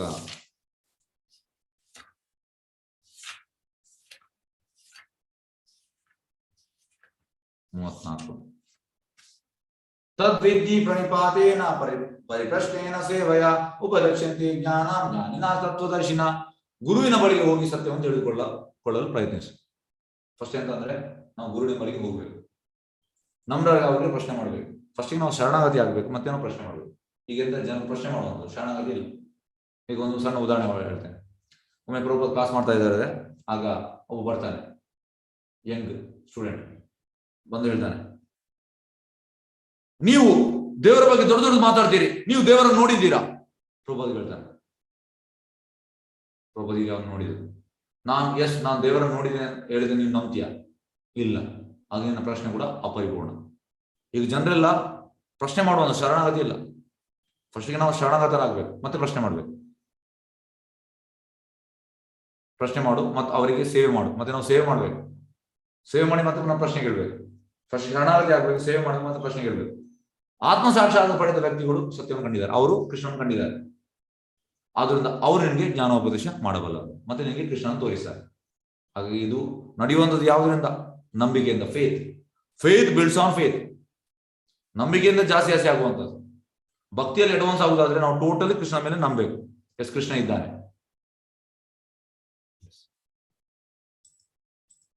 ಈ ಸದ್ಯ ಸಾರಾಂಶ ಪರಂಪರಾ ಏವಂ ಪರಂಪರಾ. ಕೃಷ್ಣ ದೈವಿಕ ಸ್ವರೂಪ ದಿವ್ಯಂ. ಎಲ್ಲ ಮಾರ್ಗಗಳು ಕೃಷ್ಣನಿಗೆ ದಾರಿ ಮಾಡಿಕೊಡುತ್ತದೆ. ಮಮ ವರ್ತಮಾನ ವರ್ತಂತೆ ಕರ್ಮ ವಿಕರ್ಮ ಅಕರ್ಮ ಕವಯೋ ಅಪಿ ಹತ್ರ ಮೋಹಿತ. ಜ್ಞಾನವನ್ನು ಪಡೆಯುವುದು ಯಜ್ಞದ ಮೂಲಕ ಜೀವವತಿ. ಜ್ಞಾನ ಪಡೆಯುವ ವಿಧಾನಗಳು ತದ್ವಿಧಿ ಪ್ರಣಿಪಾತ. ಎಸ್, ಯಾರು ಪ್ರಶ್ನೆದಲ್ಲಿ ಕೇಳಬಹುದು? ಎಸ್ ಮಾತಾಜಿ.